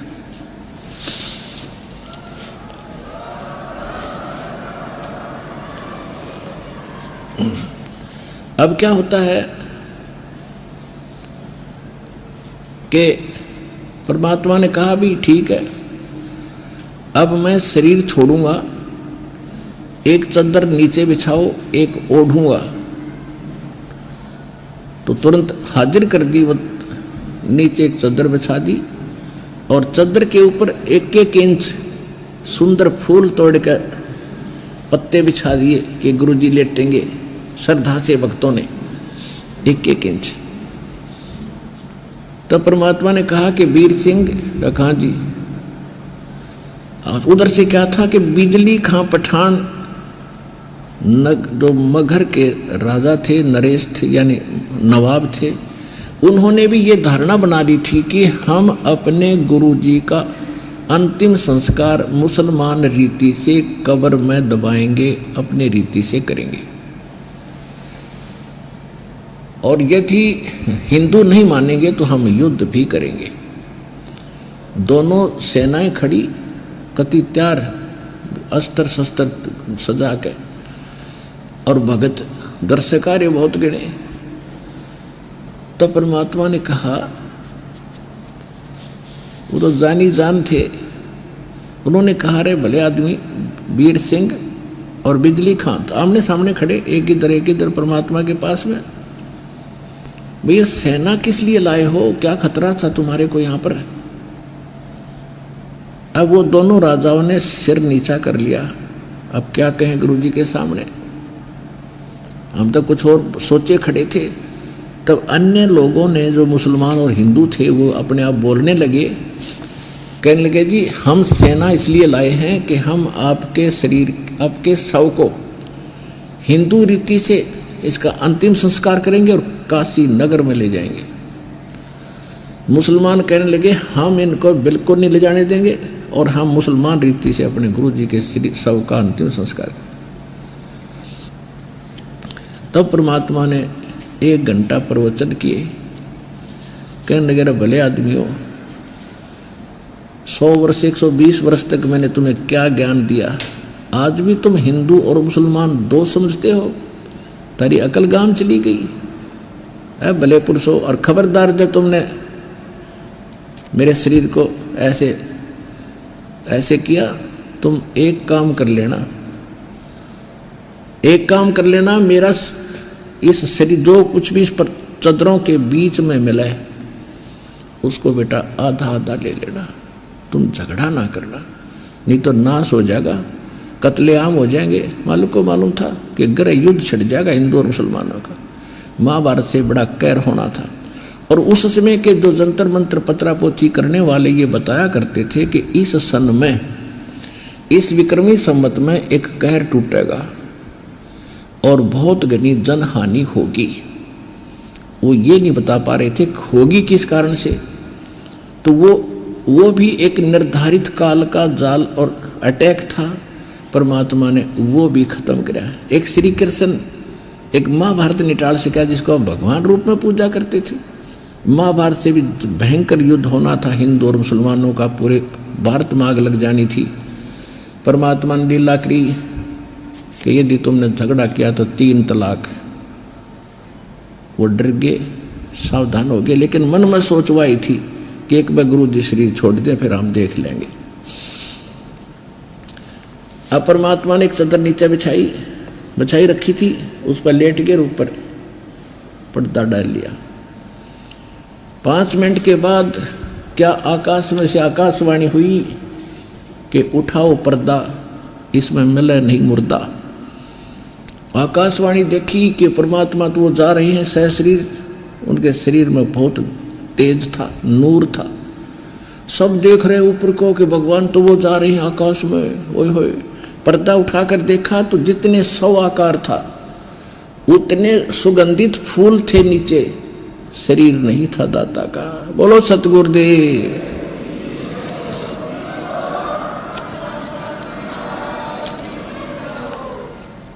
एक चद्दर हिंदुओं ने ले ली, एक चद्दर मुसलमानों ने ले ली।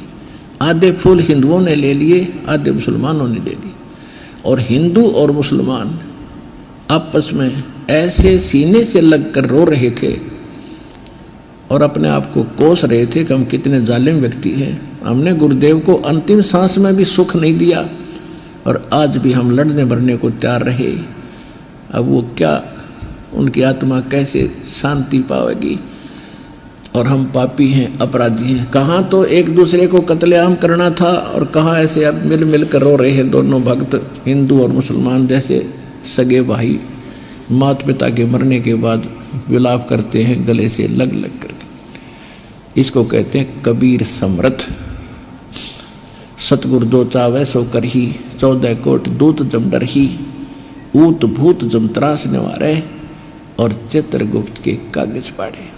तो यहाँ जो आपने शब्द सुना था, इस एक पंक्ति को, संतों की एक पंक्ति को समझाने के लिए इतने उदाहरण और ये कथा सुनानी पड़ी। एक समय काशी तज गुरु मगहर आए, दोनों दीन के पीर। कोई गड्ढे कोई अग नजर आवे, ढूंढा ना पाया शरीर। जयपुरे मन वो समर्थ नाम कबीर। ऐसे धर्मदास जी कह रहे हैं, इन आज मोहे दर्शन दियो जी कबीर, आज मोहे दर्शन दियो जी कबीर। हिंदू के तुम देव कहाए, हिंदू के तुम देव कहाए, मुसलमान के पीर। आज मोहे दर्शन दियो जी कबीर। दोनों दीन का झगड़ा छिड़ गया, दोनों धर्मों का झगड़ा छिड़ गया। वाटो है ना पाया शरीर, आज मोहे दर्शन दियो जी कबीर। आज मोहे दर्शन दियो जी कबीर। तो पुण्यात्मा, हमने भगवान का तो कह भी ना पता था, भगवान की तो हमें सौपन भी नहीं आती थी। हम ही नहीं, जो समर्थ नहीं है उन्हीं को परमात्मा समर्थ मान के अपना जीवन नाश किया करते थे। अब सौभाग्य आपका, परमात्मा की रजा से आपको ये ज्ञान और ये अमृत वचन सुनने को मिल रहे हैं। नहीं तो काल यहाँ नहीं आने दे, या तो मालिक ला रहा है आपको, ये लिख लेना किधर, आप नहीं आ सकते, परमात्मा ला रहे हैं आपको। आप वो बच्चे हो परमात्मा के जो 600 वर्ष पहले भी उनके शिष्य हुए थे 64 लाख। पहले वो 64 लाख आएंगे, उसके बाद परमात्मा नई कलम चढ़ावेगा, पूरे विश्व को शरण में लेकर उनका कल्याण करेगा, क्योंकि सभी उसके बच्चे हैं।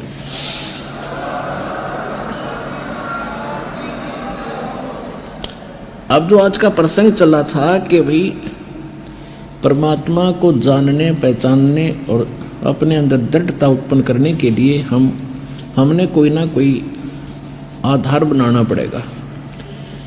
अब सबसे बड़ा आधार हमारे ग्रंथ है,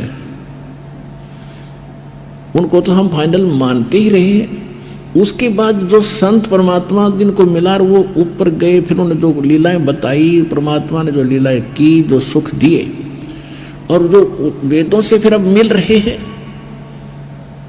तो कौन है परमात्मा।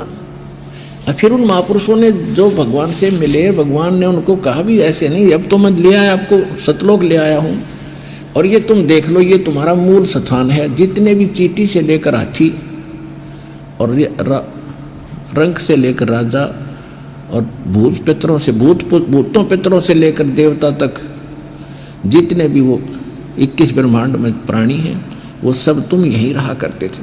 अब इस सुख को छोड़कर तुम कहाँ भटक रही हो। सारा जीवन तुम्हारा एक रोजी रोटी पूरी नहीं होती हुआ, और यहाँ सब भरे भराए भंडार हैं।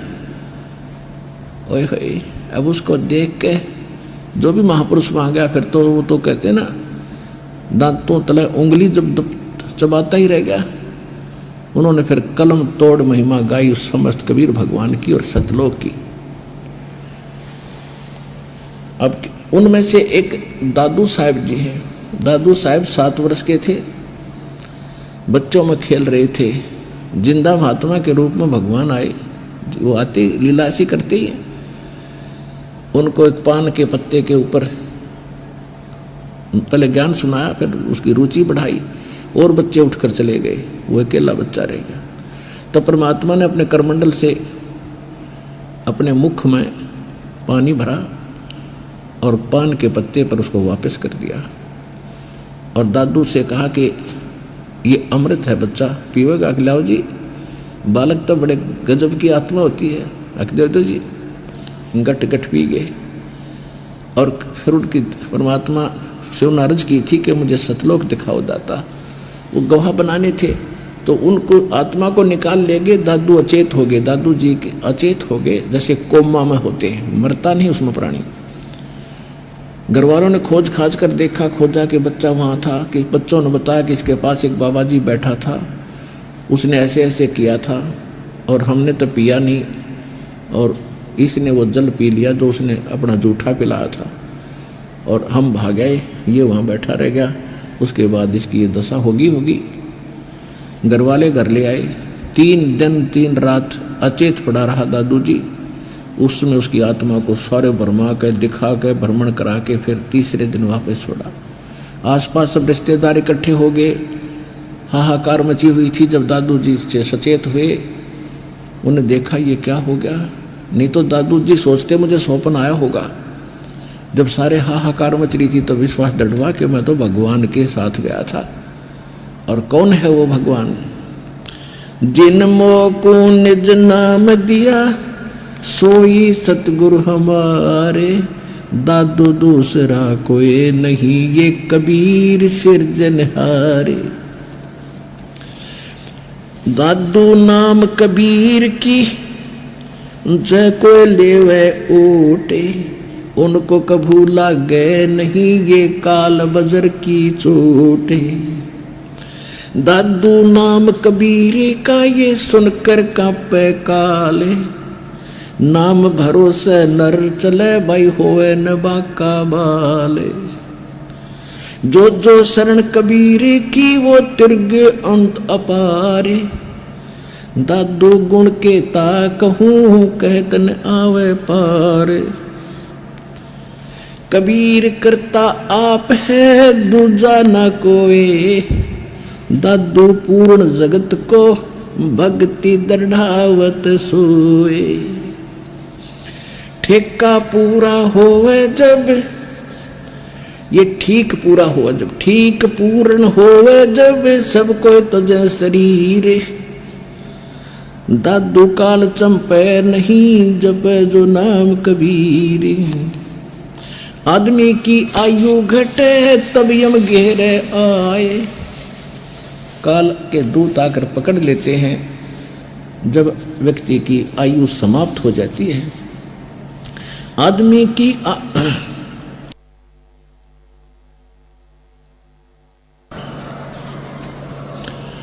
आदमी की आयु घटे तब यम घेरे आए।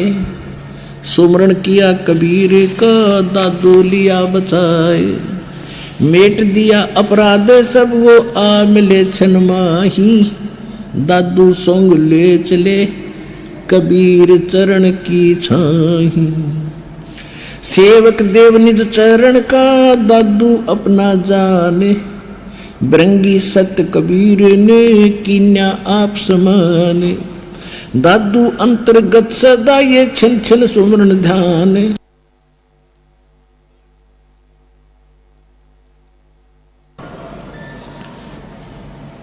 दादू अंतर्गत सदा ये छन छन सुमरण ध्यान। वारो नाम कबीर पर ये पल पल मेरे प्राण। सुन सुन साख कबीर की यो काल नवावे माथ। धन धन तीनों लोक में है दादू जोड़े हाथ। केरी नाम कबीर का ये विखम काल गजराज। दादू भजन प्रताप से ये भाग्य सुनत आवाज। पल एक नाम कबीर का दादू मन चित लाए। अस्थि के असवार को ये स्वान काल ना खाए। सुमरत नाम कबीर का ये कटे काल की पीरे। दादू दिन दिन ऊंचा होए फिर परमानंद सुख सीरे। दादू नाम कबीर की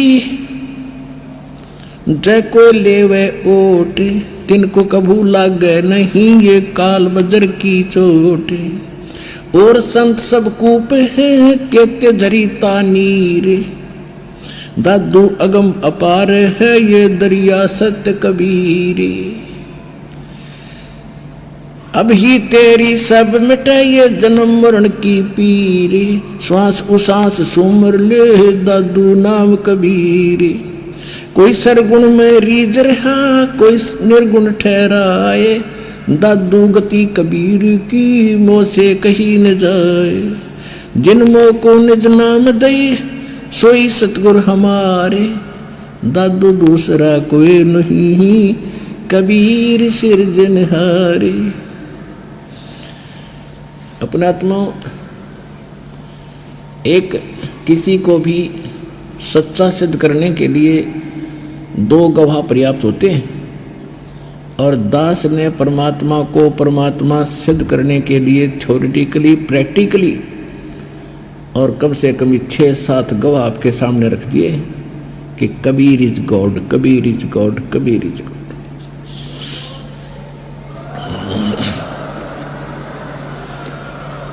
अब दादू साहब क्या बता रहे हैं, परमात्मा की महिमा को कैसे वर्णन कर रहे हैं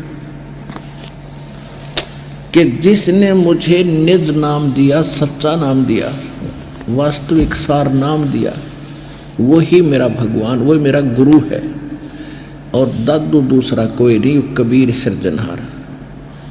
फिर कहते हैं दादू नाम कबीर की जय कोई लेवे ओट। उनको कबू लाग गए नहीं ये काल वज्र की चोट। पग पग पर ये तक तक मारे काल अचानक बाना। कहते हैं ये काल तक तक के पग पग पर पता नहीं के अटैक कर दे किस प्राणी के ऊपर, किसी को अधरंग कर दे, किसी के कुछ कर दे, किसी को एक्सीडेंट दुर्घटना मार दे, कि तब फ्लड ला दे। तो परमात्मा नानक दादू साहब कह रहे हैं कि जो कबीर साहब की ओट में सच्चे गुरु के माध्यम से जो आ गया वो ओट होती है, और उनको कबू लाग गए नहीं, फिर काल वज्र की चोट, काल के तीर का उस पर असर नहीं होगा जो वो अटैक करता है कर्मों के आधार से। दादू नाम कबीर का सुनकर कांपे काल, और नाम भरोसे नर चले, सच्चे नाम के साथ चलेगा तो हो न बाका बाल। जो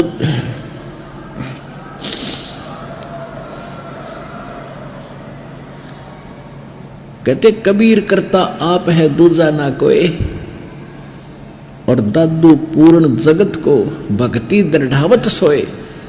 कबीर करता आप है, वो परमात्मा स्वयं ही है और नहीं कोई, और पूरे संसार को यदि सत भक्ति देता है तो वही देता और किसी के पास नहीं है।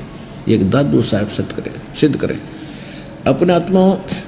जैसे एक भगत का पत्र मिला था मुझे, नाम तो ध्यान नहीं, उसने दास के ये वचन सुन करके अभी नया नाम लिया था, वो फिर गया दादू पंथियों के पास जो उनके गांव में डेरा था, उनसे चर्चा की। वो कहने लगे नहीं दादू साहब तो स्वयं आए थे, वो तो कमल के फूल पर पाए थे, ये हुआ था फलान हुआ था, उनको कोई कबीर नहीं मिला। तो उसने कहा जी मुझे शंका, आपके ज्ञान पर तो शंका नहीं है, लेकिन ये क्या बात है, वो तो वहाँ के पुरातन हैं, बहुत पुराने परंपरागत हैं, वो इससे परिचित क्यों नहीं है।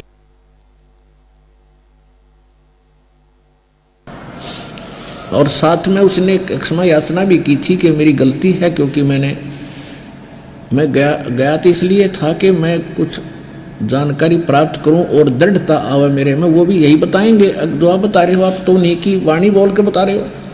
लेकिन वहाँ उन्होंने ये बात नहीं बताई कि कबीर जी उनको मिले थे। तो मुझे कुछ अविश्वास सा हो गया इस बात से कि वो तो बहुत पुराने हैं। तो उस भगत के लिए और सभी के लिए आपसे प्रार्थना है कि यही तो मार खाते हम। जब आपने गुरु बना लिया दास को, फिर ठीक है किसी से चर्चा तो हो सकती है, फिर अविश्वास हो गया तो फिर अब तो भक्त को नहीं रहे। आप विचार करो, कुरान शरीफ के पढ़ने वालों को कुरान शरीफ का ज्ञान नहीं, वेदों को पढ़ने वालों को वेदों का ज्ञान नहीं था, पुराणों को पढ़ने वालों को पुराणों का ज्ञान नहीं था। ब्रह्मा विष्णु महेश को अजरोवर बताओ, सर्वशक्तिमान बताओ, उनके माता पिता कोई नहीं, और दास दिखावे और पढ़ावे। और फिर कोई उनसे पूछे जाकर उन नकली गुरुओं से जिनके पास पहले फंस रहे थे, उनका ज्ञान ही नहीं था हिंदुओं के, तो वो क्या बताएंगे, झूठ बोला रामपाल, वो क्या जाने, कहीं ऐसा लिखा नहीं है। तो यह अकल तुम्हारी अब भी कमजोर रहेगी जब आप दास के इन बातों विश्वास नहीं करे। ऐसे ये कबीर पंथियों को कबीर सागर के बारे में, कबीर साहब के बारे में ज्ञान नहीं।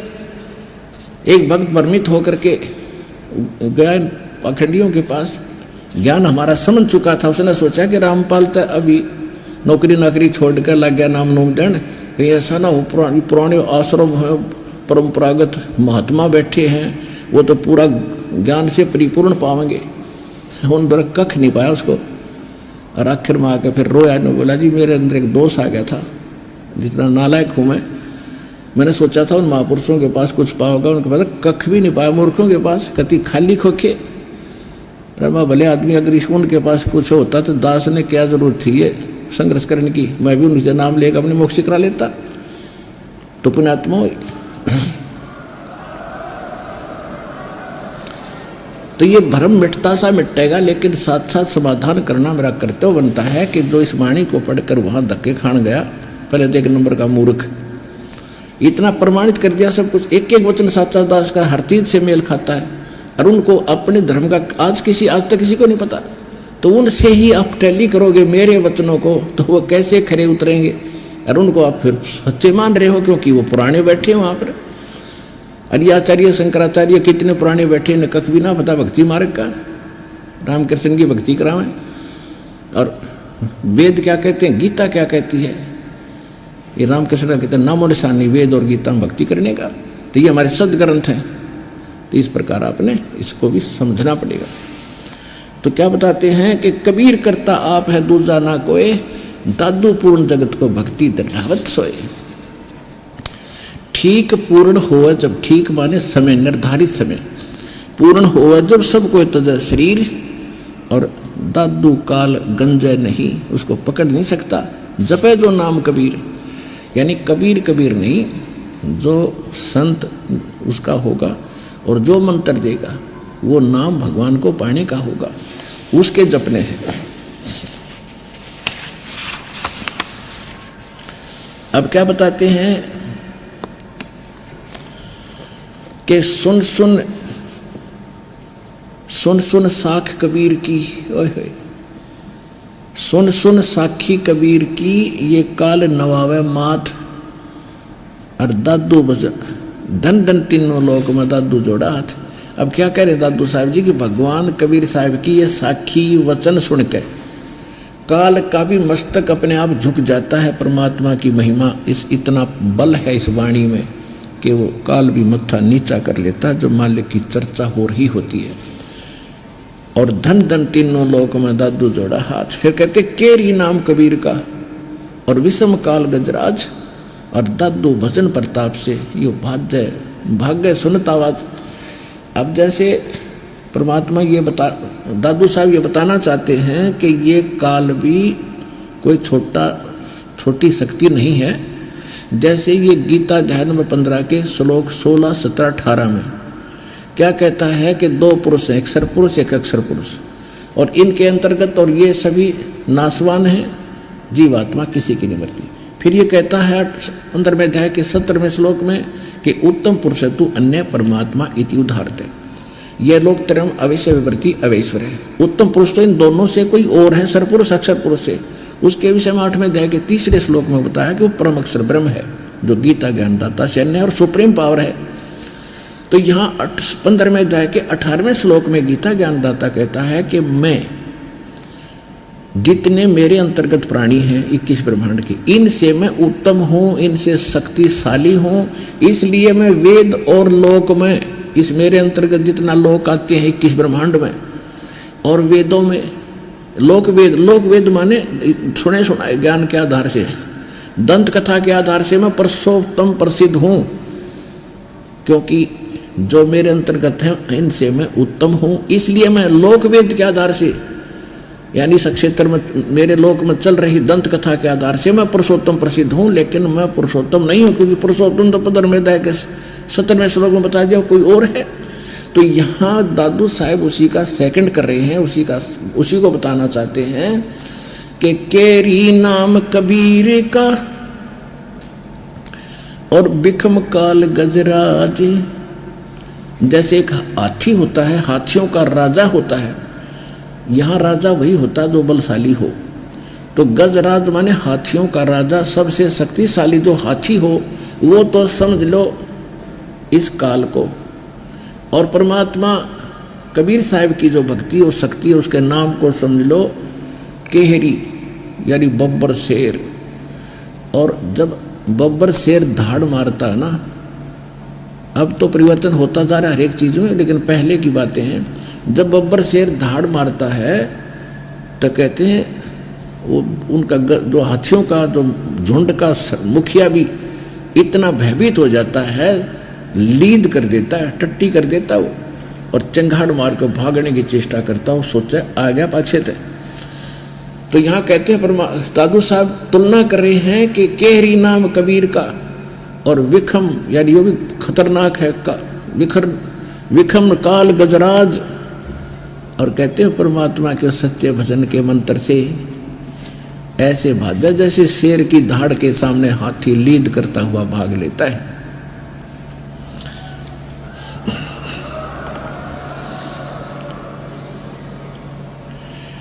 पल एक नाम कबीर का दादू मन चितलाए, अस्थि के असवार को स्वान काल ना खाए। अब दूसरी पंक्ति में, दूसरी वाणी में दादू साहब जी परमात्मा की शरण में आए प्राणी को कितना सुरक्षित सिद्ध करना चाहते हैं कि आप कितने सुरक्षित होगे, और काल की इस पहुंच से आप कितने बाहर हो गए। जो काल आपके ऊपर अटैक करने थे, कर्मों की मार डालनी थी। जैसे एक हाथी के ऊपर बैठा व्यक्ति,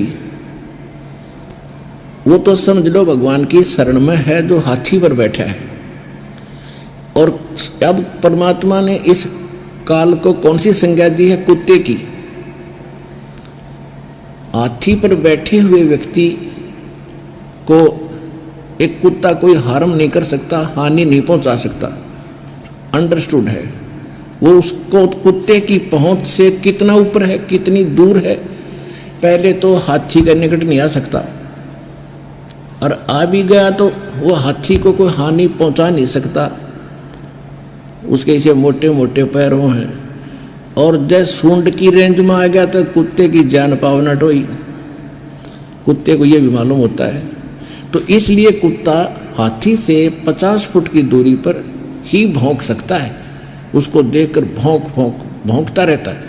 तो कहने का भाव ये है परमात्मा का कि जब तुम कबीर परमेश्वर की शरण में आ गए, आप बैठ गए हाथी पे, और काल के द्वारा आपके जो कर्म संस्कार बुरे थे वो समझ लो काल का रूप है, वो है कुत्ते। अब उन पाप कर्मों से, संकटों से आप इतनी दूर हो गए जैसे हाथी पर बैठे व्यक्ति को कुत्ता कोई हानि नहीं कर सकता। ये समझ लेना।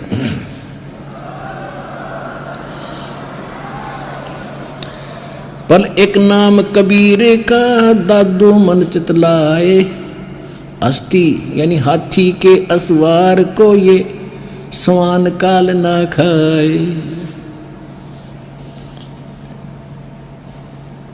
और संत सब कूप हैं ये कहते झरीता नीर, दादू अगम अपार है ये दरिया सत कबीर। अब के देखो कितना अच्छा तुलना की है, आज के सत्संग से भी संबंधित है ये। और संत सब कूप हैं, कूप माने एक कुआं। अब एक कूप से पीने का काम ही चल सकता है, ना सिंचाई बड़ी सी हो सकती है पूरे क्षेत्र की। और कहते झरीता नीर, झरीता माने झरना बह रहा हो पानी, वो थोड़ा सा सीमित सा ही होता, ज्यादा नहीं होता, पर्याप्त नहीं होता।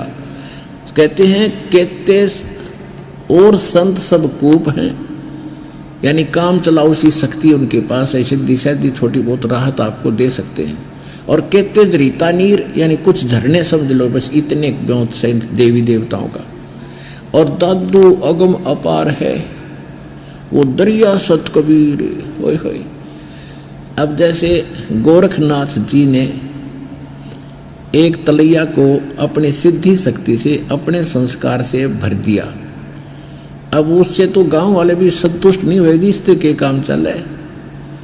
ये तो कहते हैं ये तो इतनी शक्ति रखते हैं जैसे कुएं का जल हो, उसमें थोड़ा ही काम चले। और दादू अगम अपार है, परमात्मा कबीर जी कहते हैं दादू अगम अपार है दरिया सत कबीर। तो उस दरिया सत कबीर यानी जिसके पास शक्ति का वार पार ना हो, जैसे दरिया के जल का कोई वार पार नहीं होता, ऐसे है वो कबीर भगवान। उन्होंने वहाँ मगर के अंदर वर्षा का बौछार लगा दी और सबके में बरक दिया और सब ठाठम ठाठ कर दिए। तो ये है।